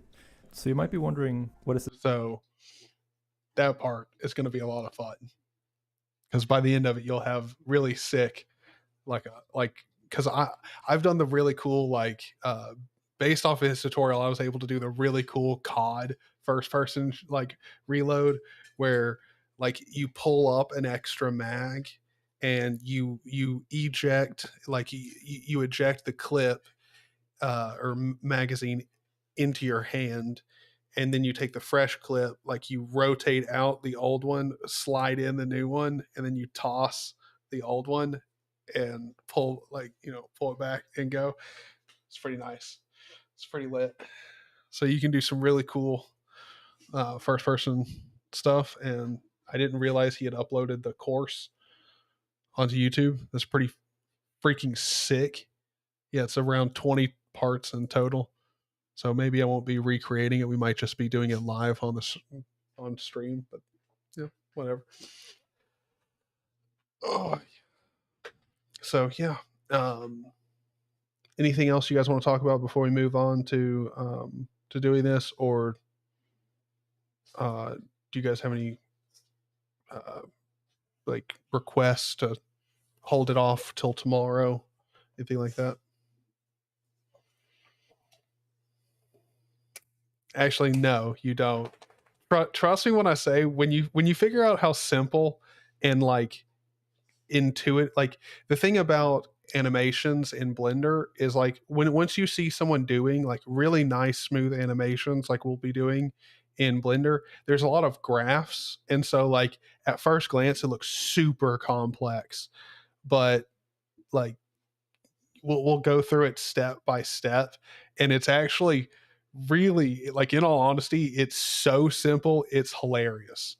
Like it really is. You just need to know how to essentially move the things that you're animating to the main positions that you need them to be, and then using a graph of essentially time and using curves in that graph to smoothly go from one place to another. And then maybe if you want it to be a little bit harder, move it up in one spot and then have it come back down sharper, and that's it. Like, trust me, like once you figure out just how easy it is to do really really good animations, you'll laugh. It's pretty funny how easy it is. It's just, it looks so complex and looks so convoluted and sounds so hard. Really, in all honesty, the main time consuming part of animations is getting it to look exactly the way you want it, because you're just playing around with moving dots, here and there quite a bit, and then just watching it and slowly making changes over the course of like an hour or two to get it perfect. For for a complicated reload animation, probably takes 2 hours of watching it back, playing it, and fine tuning it. And then you have an animation that you're really happy with and looks good. My dog just farted. It's terrible. All right, so since no one's asking for us to hold off and wait on the rest of it, we're going to go ahead and jump in, and yeah, we'll go ahead and start sculpting our icing and stuff in Blender. Let's get started. Professionals like Oscar Woinski trust Polygon for their models and textures. Sign up for free at polygon.com to see the difference that high-quality assets can make to your renders. Welcome to part 5. We have, up until this point, just been working in edit mode, right? And manually coming in here with our points and sort of moving and manipulating them. But there is another method called sculpting, which can be beneficial in certain cases, and in some cases highly necessary, and allows you to use brush strokes to move your vertices around. And that's what I'll show you right now. So if we were to start sculpting here, it would just be terrible because we've got all these modifiers, right? We've got shrink wrap, solidify, subdivision, blah, blah, blah. When you start sculpting, you don't have any of that, okay? So what you need to do is apply what you want before you start sculpting. So we want all of these applied in this order. So you can go to the little drop down and hit apply, or you can use the hotkey Control A and Control A again. Okay, so when I do that, I've applied also that subdiv modifier, right? So it's given me double the amount of vertices, which is, again, what I would need, because if I go back to what it looked like before, that's not enough to really play with it. Because what we want to do is we want to create some of these little globules. Pretend that's a word, globules. Little droplets that sort of bulge out. So we need more vertices. So I'm going to hit Control A on that. And so let's go ahead and do that on our icing. We can click on our icing, tab over in edit mode, and you see we do have a nice number of vertices, but down here don't have that many at all.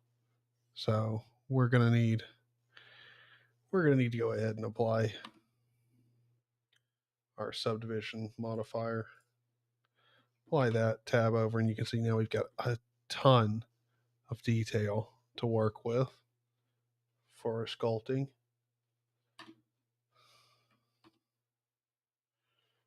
And he's applied all of his, so we'll go ahead and apply our, we'll tap out of here. We will apply our shrink wrap and apply our solidifier modifier. And now you can see we've got the squares just like he does here. So we can now start sculpting. now we've got enough.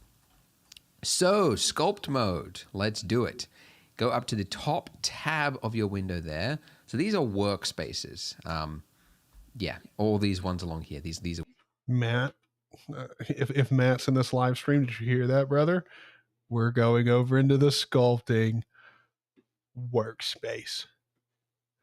We're going on over and doing some workspacing. And you can see some of our icing here. The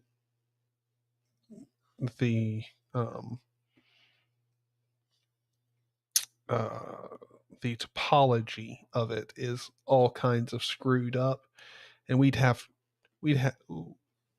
should fix this eventually, but we'll get to that. workspaces. And basically it's just like a pre-configured layout. So instead of having this, it's just like pre-configured to work this way. But you can also swap in and out of certain modes wherever you are without changing your mode, just by hitting Control Tab.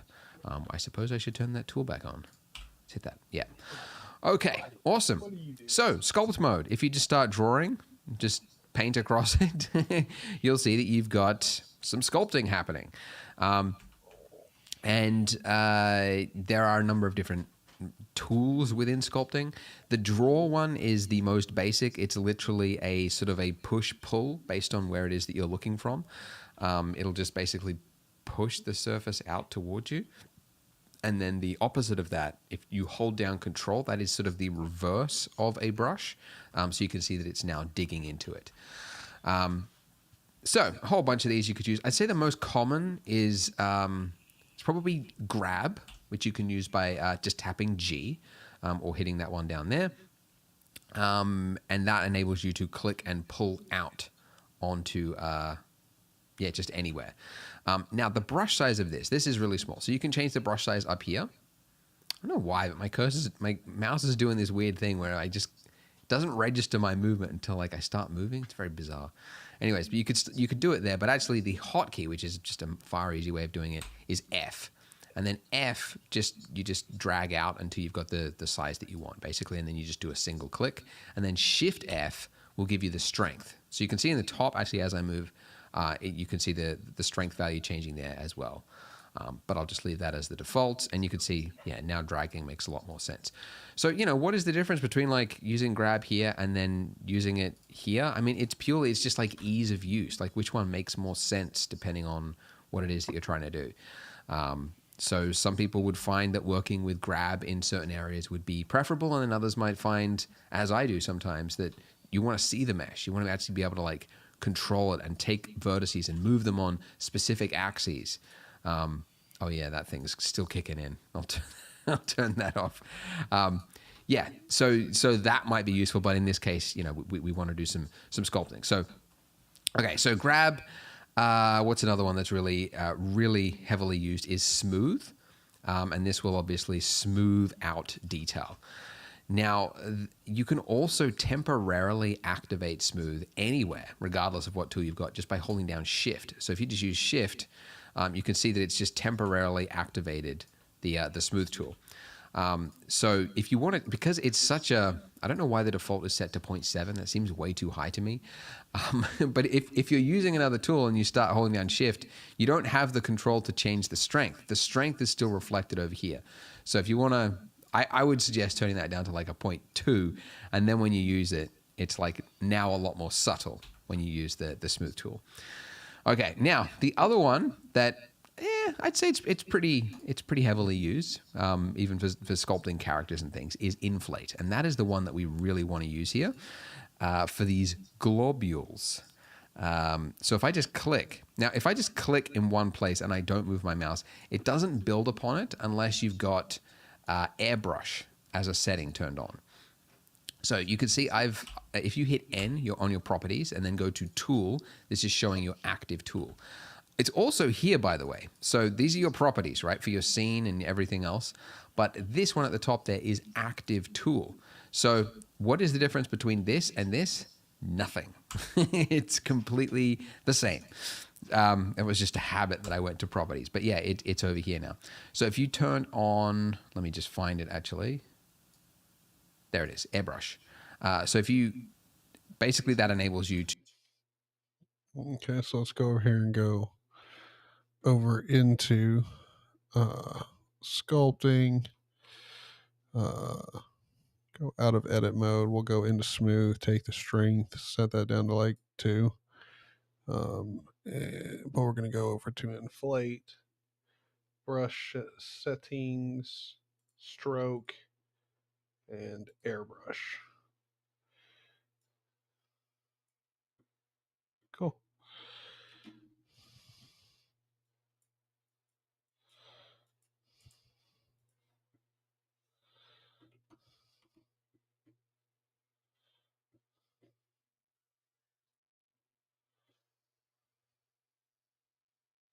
See, there we go. We got our fat glob.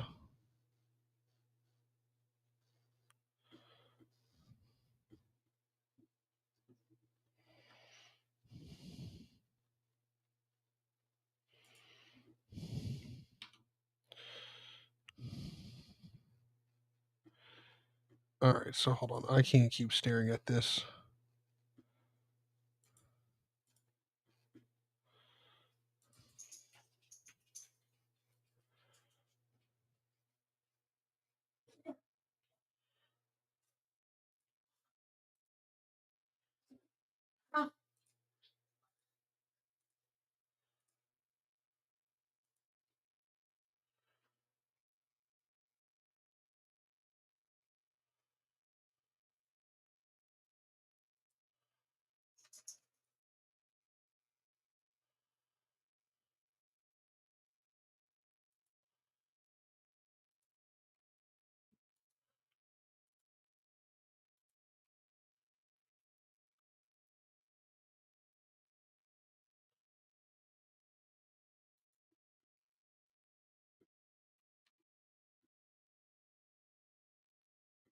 Okay, that hasn't helped at all.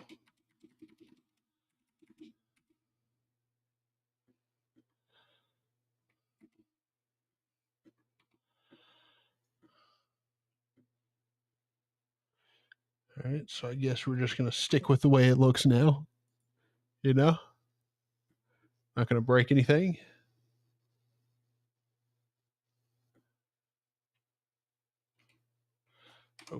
Oh,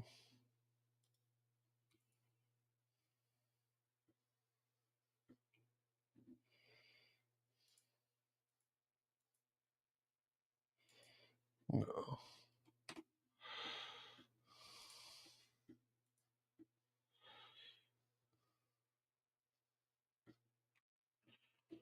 You're definitely going to have to You fix don't the have to topology. like move your mouse. You could just click on it and leave it wherever it is that you want, and then it will just build upon that area basically. So I can click there, I can click here, like such. Like such. I don't know.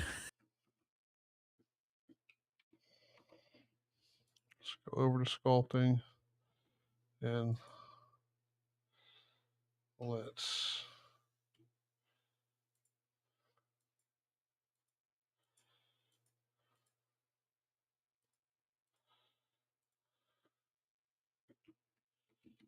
little too big.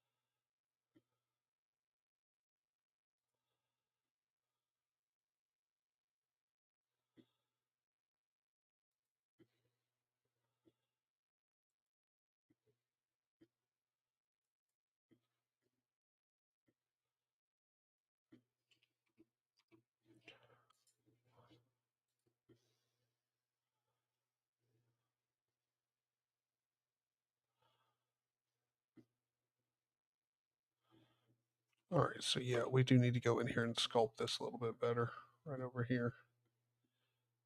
So F, make it a little bit bigger.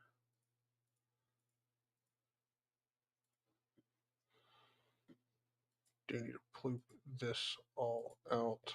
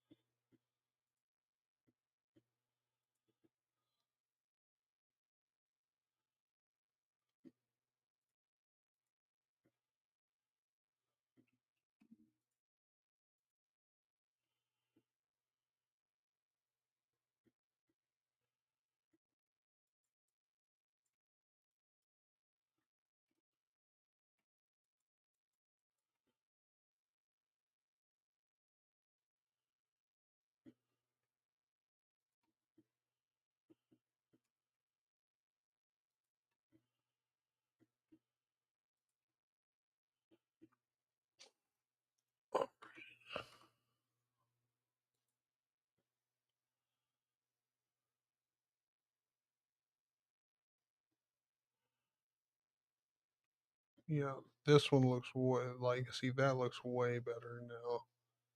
Now that it's been poofed up. So this one now just needs to get the same treatment.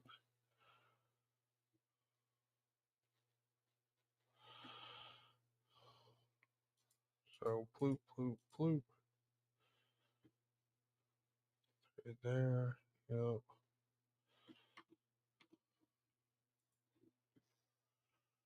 Much better. Icing's kind of mounding up there and going down. Like it. Let's go back into sculpting. Let's go there, do that, do that.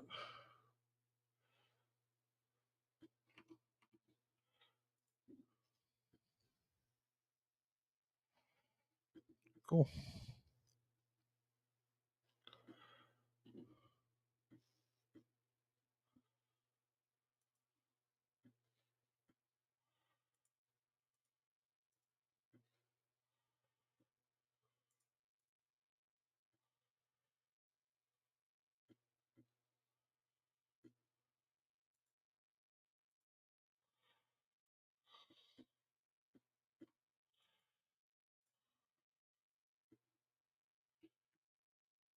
Increase the size a bit.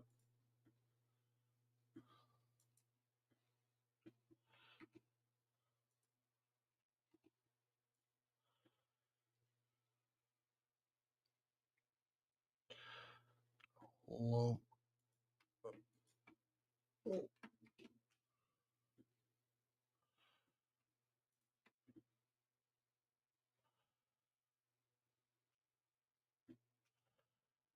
All right.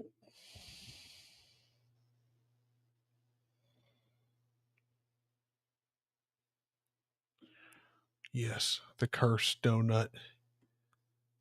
It's got like way too much icing on parts of it. It's big old and lumpy. All right, let's see if we can get it smoothed out. This is beautiful. What was that video of the Miss America and such as things and such? I don't know. Poor girl. You don't want to become a meme for something like that. So airbrush is working. It works fine over here, but it's not working so great over there. So I'm going to switch it back to space, which basically means it'll activate when you draw out further enough that it thinks there should be another dot there, basically. But anyways, I'm basically looking at my reference photo again, which I can bring back by dragging this out and then going to image editor. And from the drop down, just click on this. I can see that, yeah, basically on the areas, not just on like these globule bits, but here as well. Like up here, you can see that it's like a thin film of that icing, but down there, that's where it all rolls off to. So really on the outer edge there, I want to do some painting. So I'm just clicking along that edge there with the inflate brush. If you find that it's too much, you can use Shift F to turn it down and get more subtle movements, or turn it up. And obviously, this will work a lot better if you have a stylus. So a stylus has the one big advantage. I mean, not just because it's, you can flick your wrist. That's not really the big advantage of styluses. It's more so because you've got pen pressure. So you can subtly do like and then and taper it and do different pen pressures. It's like even like really basic styluses will have like 2,000 levels of pen pressure that it'll detect as your fingers like pushing on it or whatnot. Whereas your mouse has one. It's a binary on and off thing. So I'm using mouse right now because I know that most of you watching are also using a mouse. So I want to show you that it is possible.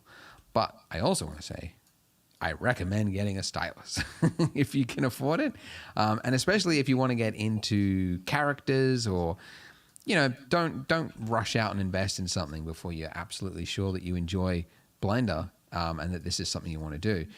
But at some point, you'll probably realize as you get into 3D more that, a stylus is probably a worthwhile investment. So you can pick them up cheap, man, really cheap. Just look on like Facebook Marketplace, just type in Wacom, WACOM. That's sort of like the leading brand.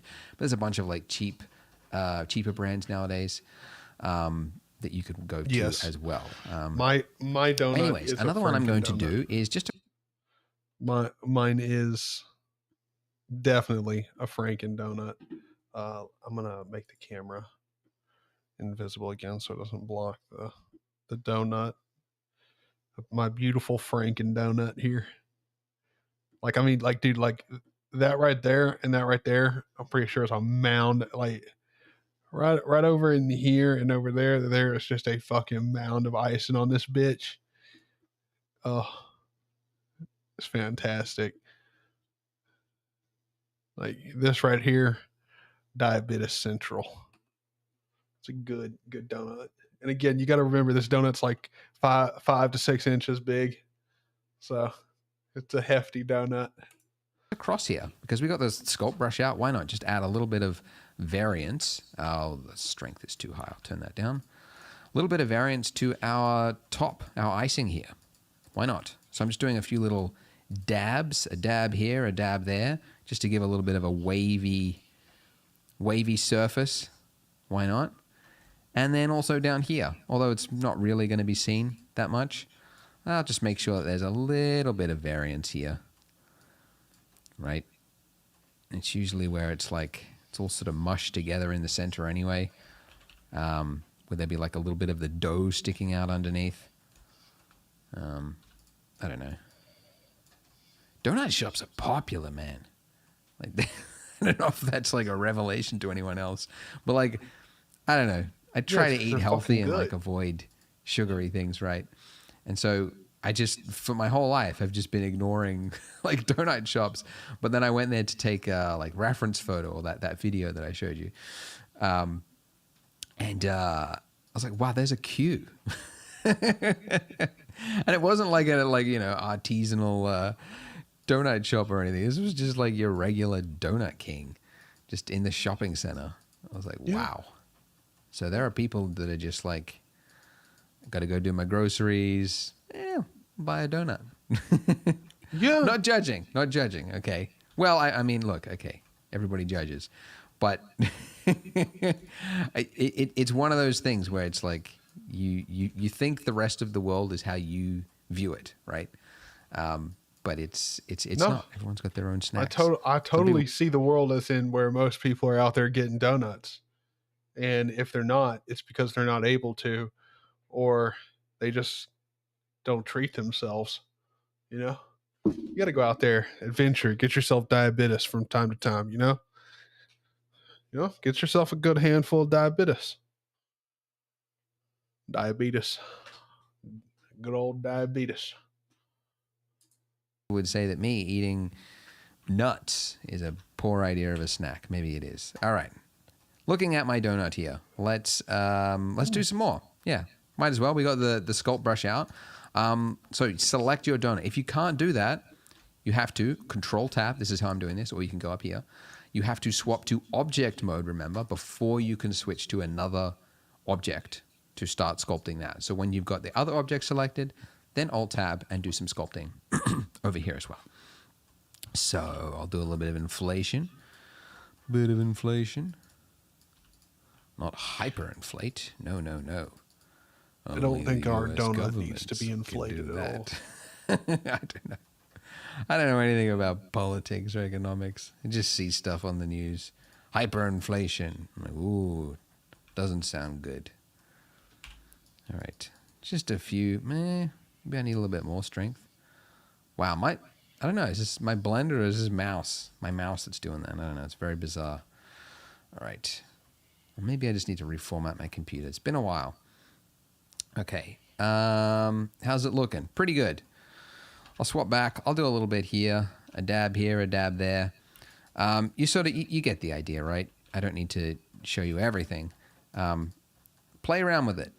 Grab brush, G, inflate brush, I, and smooth brush. You just hold down Shift wherever you want. Don't do it too much. That's kind of a common mistake. People smooth out things when they're sculpting, and you just smooth out all the detail. It's not good. You want to do just a little bit here and there. Okay, and I'll pull that up there. All right. Yep. So I mean, if you guys want to go ahead, do some sculpting on the donut, you're more than welcome to at this point. But you can see the I differences, think our right, that donut's good. sculpting has. It's more of a fluid, organic motion that you can sort of, it's more creative than the edit mode where you're coming in here with the vertices. But there are pros and cons of each. Sculpt mode, you can't do that snap to faces thing, right? Especially when you've got, a surface like this, right, that's got volume now because we've applied the solidify thing. You can't do that snap thing. So because we want it wrapping around our donut, it's good that we did it in this order. Otherwise, we would be out of luck.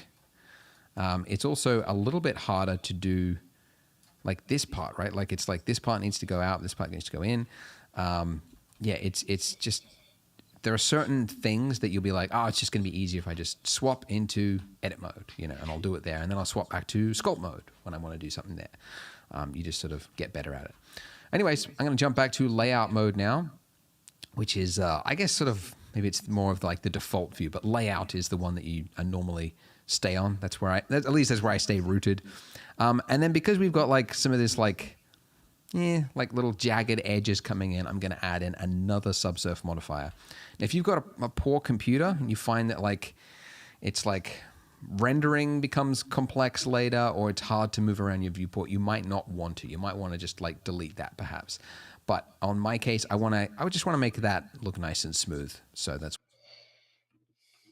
All right, so let's try adding another subsurf modifier to it. All right, that does help out. Let's do 2 levels and 3 levels. Yeah. Not render, we'll do 3 levels too. That's fine.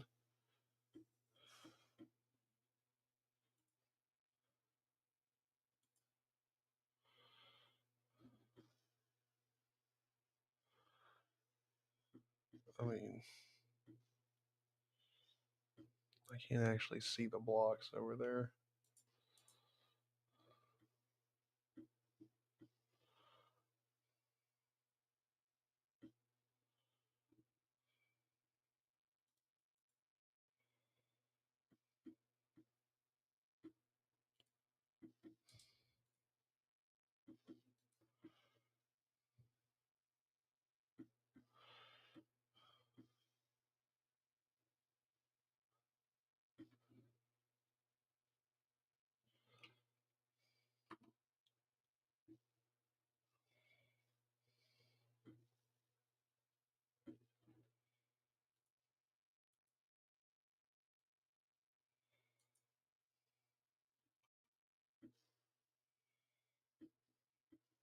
All right, well, looks good at that.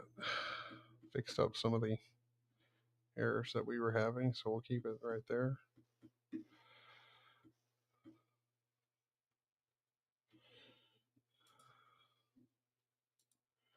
Donut, let's add another subdivision modifier there. Kick it up to 2. Make our donut smoother. why I've left that in. All right. Well, that is sculpting. That's good. We made some good time. Go ahead and join me in the next video as we get into materials, lighting, and rendering. Perfect. To make renders like these, you need high-quality assets, which is why I created Polygon, a library of models, textures, and HDRs that work in any 3D software. Get started today at polygon.com. We have a juicy-looking, delicious donut. Now it's time to talk about rendering and lighting and shading and everything else. So as I explained at the start, if you go and you hit a render, it will take a snapshot of what you've got from the point of view of the camera. Now, it has done that. It just so happens our donut is really, really tiny because when we scaled down our donut, we didn't change the light or the camera. So to bring this camera in here, there's a couple of ways you could do it. I mean, you could just, drag it in and try and manually position it. The way I like to do it is I get my view where I like it, like where I want my camera, like this. And then I hit let me turn on the screen keys too. I hit the hotkey Control Alt number pad 0, and that will snap the camera to that location. Alternatively, and this is something that users of other 3D software is most familiar with, in your properties, so I just hit N to bring up properties, under view, you can click camera to view. And then when you move like normally, like orbiting around your scene, the camera will stay locked to it. If you don't have that checked, if you're looking through the camera and then you just start panning, you can see you've broken it, right? And now the camera is there. So doing it like this means that you can basically put your camera, position it wherever you want it, and it'll always stay locked. Some people leave it always locked. Like I work with a guy who's like learned 3D with 3ds Max, and that's what he's familiar with. He just leaves that checked. To me, it's weird. I hate opening up a scene and seeing this, so I always uncheck it, but it's up to you. Anyways, okay, position my camera there. I hit render. All right, the light is really far away. Let's bring the light in to be somewhere close by. Here's another hotkey that's actually pretty convenient in this case. The lamp's all the way over there. Our donut is there. If you hit Alt-G, that will actually snap any object, any selected object to the center of the 3D viewport, which is where these axes lines intersect, which just so happens to be where our donut is. So I'll just move this over here like that, just so we've got like some basic directional light left to right. And let's look through our camera. All right, and also I might as well, I don't like that intersecting through my, those grid lines intersecting through my donuts, just annoying me. All right. Let's move this up. Here's the other way you can move the camera. If you don't like checking that, if you just select the camera frame, then you hit G and just move it like any other object. So that's another way I like to do it. All right. Okay, so now hit F12 to do a render. Okay. The lighting is really, really, really bright because, of course, it was set for a different scale, really far away. Just set it to like somewhere around 20 will be fine for this demonstration. F12, there we go. Okay. Let's go over here. Let's set up our scene.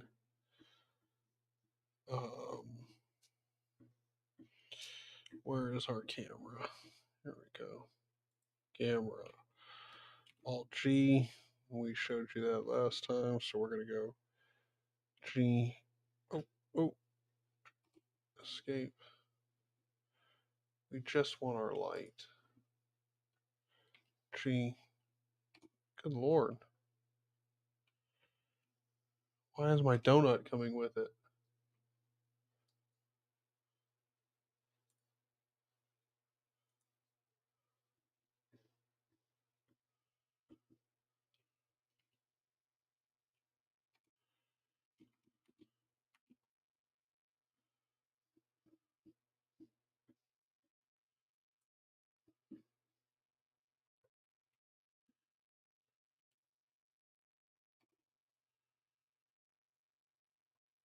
I do not get why my light now I can only move it with my donut. I do not get that at all. But okay.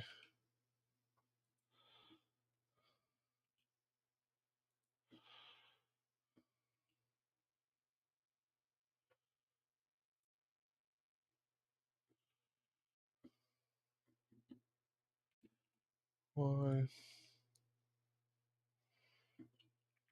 C, G and X. Take it that way. Here and go. 21 watt.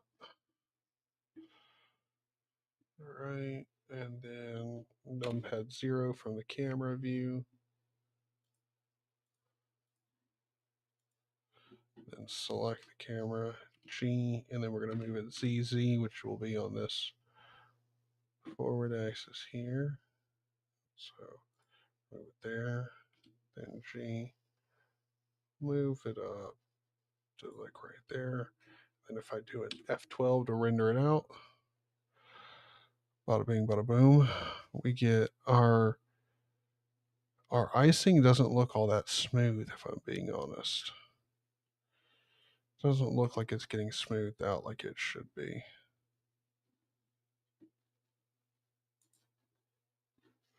At least our icing doesn't. icing doesn't appear to be getting.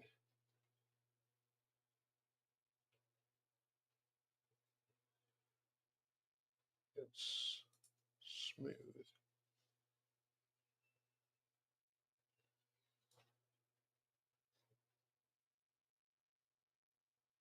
There we go.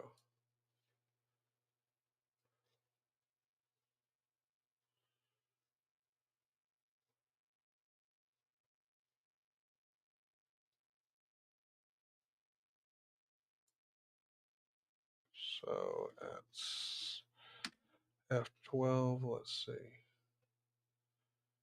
Yeah, I could go up some more.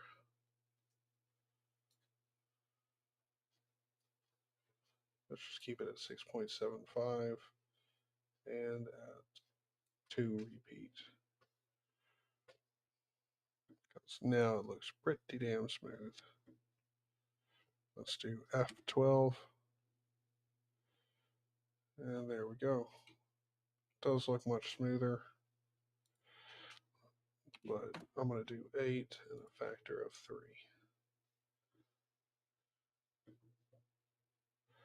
And do one more render.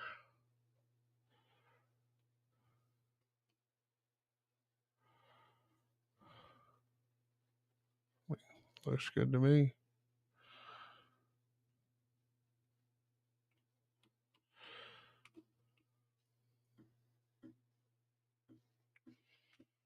Looks pretty smooth and all to me. It's good. Okay, cool. So we've now taken a snapshot from the point of view of our camera, and it has calculated the lighting information. It's calculated the shading and all that good stuff. Okay. There is a way, though, to see that exact result in your viewport. That's what we're doing. And you can do that. Top right-hand corner, viewport shading, set the method to rendered. Haha. Got rendered. And now look at that. We have the exact same result as if we were to hit F12, but we have it in real time as we pan around. So this is the rendered view mode. You can also change this at any point just by holding down Z or Z on your keyboard and just dragging out. So solid view, that's the one that we've been using up until this point. There's also wireframe, and this will just show you the mesh, which is handy sometimes. Pretty similar, by the way, to this one, X-ray, but just different. And we're going to go over here and we're going to create a new collection right here. This new collection, we're going to drag. We're going to take it and put it above this collection. We're going to call this donut. And in here, we're going to have the actual donut and the icing. And we're going to grab both of these. Let's go look at it from the camera. That's what the camera's seeing right now. Okay, no, it's not. Thank you. I was just zoomed in. Let's rotate this along the z-axis and find out what position looks best.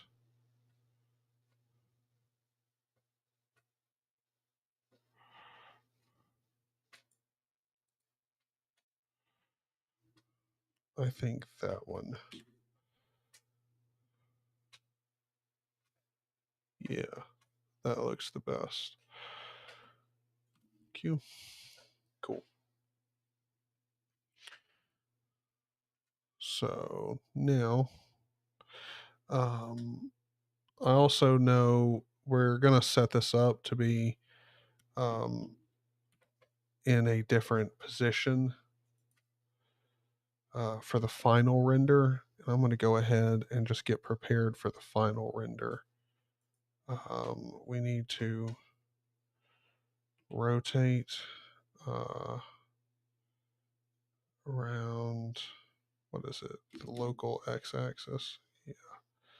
Tilt this bad boy up. GZ. Take the camera down. Because we're going to have this on a plate with a little glass. We want to set up a scene behind it. So G X, move it over kind of this way. Yeah. Because we're going to create a scene for our donut. So from the camera's perspective, that is good. Perfect. So now I'll go ahead and make the camera invisible again to the player. Oh, we don't have to worry about it blocking us up or confusing us. And then you've got material preview, which is it's used for material previews. It's basically, it uses like an HDR light. So instead of the lighting that you've got in your scene, it's just like a quick way to preview materials, because it uses an HDR so you can see reflections and everything else to quickly test things. But rendered, there you go. We've got rendered. So how is it that we're able to, like see things in real time and whatnot? Because rendering is normally a very very intensive process for the CPU and the processor. It has to calculate all this lighting and shading information. And that is where we need to talk about render engines. By the way, the size of this camera is bugging me. I'm just going to change the viewport display of this. It won't make any difference to a render. It's just for the viewport, just something more reasonable. Okay, render engines. Okay, so what we're looking at right now with this is the EV rendering engine. Okay, this is a render engine that Blender comes with. So what on earth is a render engine? So 3D software, technically it's just for creating meshes and animations and everything else. Rendering is often used, you use a third-party tool, or you pay a company. So basically, there are a whole bunch of render engines out there. You've got V-Ray, Arnold, Redshift, Corona, Octane. Those are sort of the big five. And then also Cycles and EV. Cycles and EV are what Blender comes with. They're built-in rendering engines, and you can swap between them right here. You've got EV and you've got Cycles. Workbench, just ignore that. That is a... It basically takes like, you hit render and it's the exact same result as if you're in solid view mode, like the viewport kind of thing. It's used for basically like taking screenshots, essentially, for like breakdowns and things. Okay, so EV. EV is a real-time rendering engine. If you've played with Unreal Engine, Unity, if you've played with sort of any 3D tool that has sort of shading information in it in real time, you're able to see things in real time. That is a real-time rendering engine. Cycles, if we switch to Cycles, you will notice something. It takes longer, and you get this grain that appears over everything, okay? And also, you will probably notice it is slower, okay? It is no longer real-time. You can see that it's sort of lagging here. Cycles is some people call it an offline rendering engine. It's also a path tracer, that's the more technical term, or ray tracer. What Cycles is doing that EV is not is it is calculating light bounces. Okay, so you can see in here, and you'll see this difference. If I swap from Cycles, so this is Cycles. Now see how light it looks inside here? If I swap to EV, watch what happens. It's just dark, all right? There's no light that's entering into that area there, okay? So the advantages that you get with a real-time engine like EV is that... So let's see while streaming how Cycles does on my computer. So let's hop, what am I doing? Hop over to numpad and where is it? I'm trying to remember. There it is, rendering engine. Hop over to Cycles. I mean, we don't have to be there. I also like turning this to 2048 for the max samples.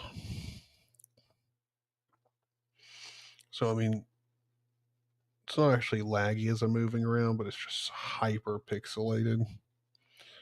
But once we pick a position,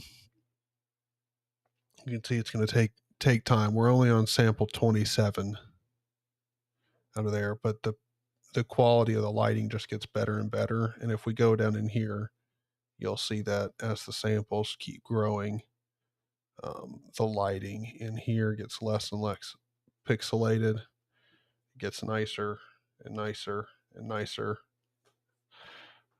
until now the rendering is done. So, yeah. Like the Cycles engine is way better. I think it does also support GPU compute. Um,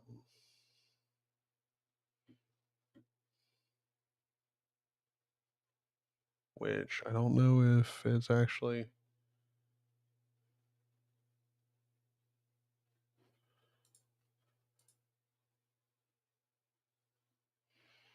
using. I don't know that my AMD GPU is any faster, if I'm being honest. If it is, it's only nominally. And you'll see like the first like 50 is fast, then past that it stops. Like it's um in the viewport, it doesn't really matter. And you can also choose denoise, and denoise will also, it will take longer, but it also removes a lot of the pixelation um, that Cycles causes. You normally don't want to have it do that inside of the viewport because it takes way longer for it to work. So, yeah. I mean, we're going to stick with EV for actually working inside of the viewport because we don't need fancy shadows inside of the viewport while we're It is working. real time. When I hit render here, I get a result in less than a second. In fact, it should be real time, really, because it's real time. If I wanted to do it in Cycles and I was to hit render, I would see it has to whir through it. It's also counting samples here, and it's giving me a result in 4 seconds. All right, so that is a huge difference, and that's 4 seconds is the fastest ever. It escalates from there, okay? But you get better results with Cycles. So it really depends on what it is you're using it for. Some people swear by Eevee, they just love it, especially if you're doing like non-photorealistic work, like motion graphics, advertising sometimes. What else? Cartoony, stylized things, you can kind of get away with it. I just love Cycles because it just, everything sort of works. The thing about EV is that you often have to change things to tweak it to make it look realistic, whereas Cycles is realistic from the start. Okay, but let's, one other thing, because if you're using Cycles, you might find it is really incredibly slow. And that might be because you're not using your GPU. So there are two ways to render. One is with your CPU, and that would be set to none if you're using your CPU. The other way is to use your GPU, which would be clicking one of these things. So CUDA and optics are what you'll see if you have a NVIDIA graphics card that is compatible. I have two Titan RTXs, yay me. I want to get two 3090s. I'm no longer top dog. I want to upgrade, but I'm waiting for the prices to go down. You'll only see these options if you've got a NVIDIA card. I have never seen HIT before. Oh, okay. All right. It's the AMD one. Okay. So they're jumping in. So let's hop over here and check that out.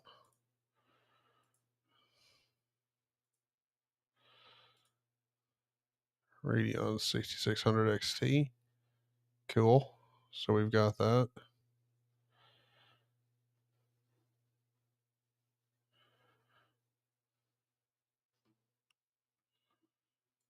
It's good. Okay, so there are some options out there.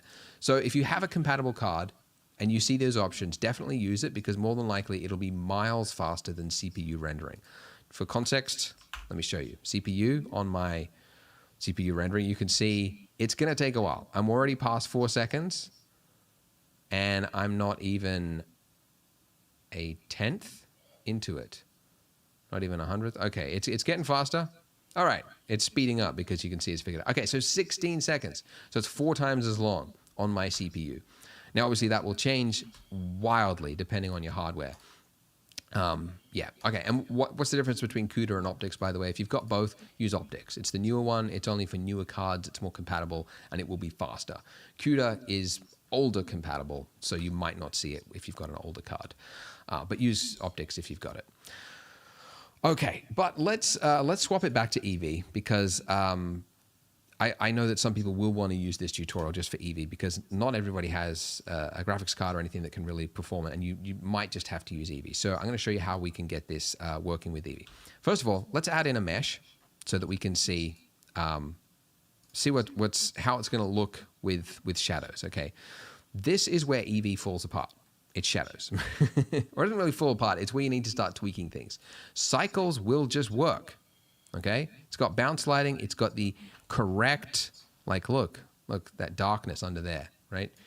It's got Eevee starts to fall apart. Now, it just means you have to tweak settings with Eevee. Okay, one of the big ones is lamp settings and shadow settings. Okay, so in Eevee, underneath shadows, one thing I want to do for a scene of this size is I want to change my cube size. Cascade is just for sun lighting. Cube size is for other sources of lighting. And this is sort of the resolution of your shadow. Okay, so you can see the difference that I just made there from 512 to, let's go up to 4096. It's going to be slightly slower to render, but you can see it's something of this closeness. It really does need that detail. Okay, so I've got that. Now, the other thing that I need to do is fix what on earth is happening with this shadow. How is it that shadow is able to go through there? Okay, again, now, this is one of the restraints, the problems with real-time engines is that it is not actually calculating like light. It's all like fakery. It's an illusion that it's able to calculate shadow. And you often need to tell the software how to treat the shadow better. And one of the big ones of a scene of this size with this lamp here, select your lamp. And then under here, you've got bias settings. Bias is for reducing self-shadowing. And it's basically, you would change the scale of this depending on what size of scene you're building. In our case, we want to turn this all the way basically to its lowest amount because we're dealing with like millimeters. Okay, so I'm just turning that all the way down to 0. You've also got contact shadows, which can occasionally be helpful, but in our case, this case isn't really useful. Because that's another fakery, and you get all sorts of glitchiness. And I don't want to talk about contact shadows. Well, maybe when we add the sprinkles, you might want to use contact shadows, but you want to use the absolute lowest amount you could possibly get away with. Some people go, it's not designed for true shadowing like this. Anyway, okay, so you can see I had to make a whole range of tweaks there. For shadow, but for I got the result. Renders, now, we haven't got any materials yet. Unless so you're doing like to consider is that anime or something like that. You might see some differences now, and you think like, oh, there's not really that much of a difference between cycles and Eevee. Like this is just the start. Once you get further and further into it, there's you'll see bigger and bigger differences. Now okay, maybe I'll try and keep it. I won't talk about samples yet. Okay, so difference between cycles and Eevee. You get it, right? Bounce lighting. It's bouncing the light off the table on the cycles one, and it's casting it where it needs to. It goes in the hole. Light is bouncing around. Eevee, none of that. So what do you want? You might prefer the Eevee one. You might be totally fine with it.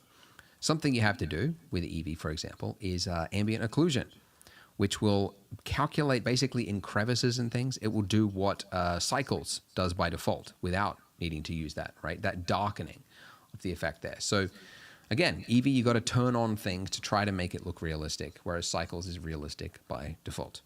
All right, so let's do some materials now. Okay, let's get into it. With my icing here selected, I'm going to click the material icon here, and I'll move this up so my head's not blocking everything, and I will add a new material. Okay, now we'll get more into materials later on, but you can see there's a lot of settings here, a lot. Now, this is the principled shader. It's actually based off of Disney's principled BSDF paper they put out. It's pretty high tech. It actually makes things very simple to create a realistic material. You used to have to, for any material, like add nodes, like diffuse, and then I want some reflection. I have to add some reflection. I have to do this, and then tweak it with a Fresnel, and it was really complex, really complex. This is one of the key things that's enabled a lot of beginners and people to start making things faster because it's now built into one shader and it automatically adjusts to the correct measurements, like roughness and reflection and everything, depending on what other values are. So it's really good. The one that you're probably looking for just color is base color. So I'll just set that to a nice pink color. All right. Then the other big one you change a lot is roughness down here. And this is the glossiness. It's often, roughness and glossy values. Different renderers call them different things. Glossy, Yeah, is what other renderers call it. Roughness. They're inverts of each other, basically. Glossy is the invert of roughness, but they do it's the same sort of thing. So I want a, this is like how wet, like how freshly iced do you want your donut to look? I find it like, okay, real icing, it's probably more around about like a 0.25 or something like that. But I like it to look a little wet. It looks, in my opinion, more delicious when it's got. See, for our icing here, we're rocking a roughness about 3.95. We go down to about 2.8.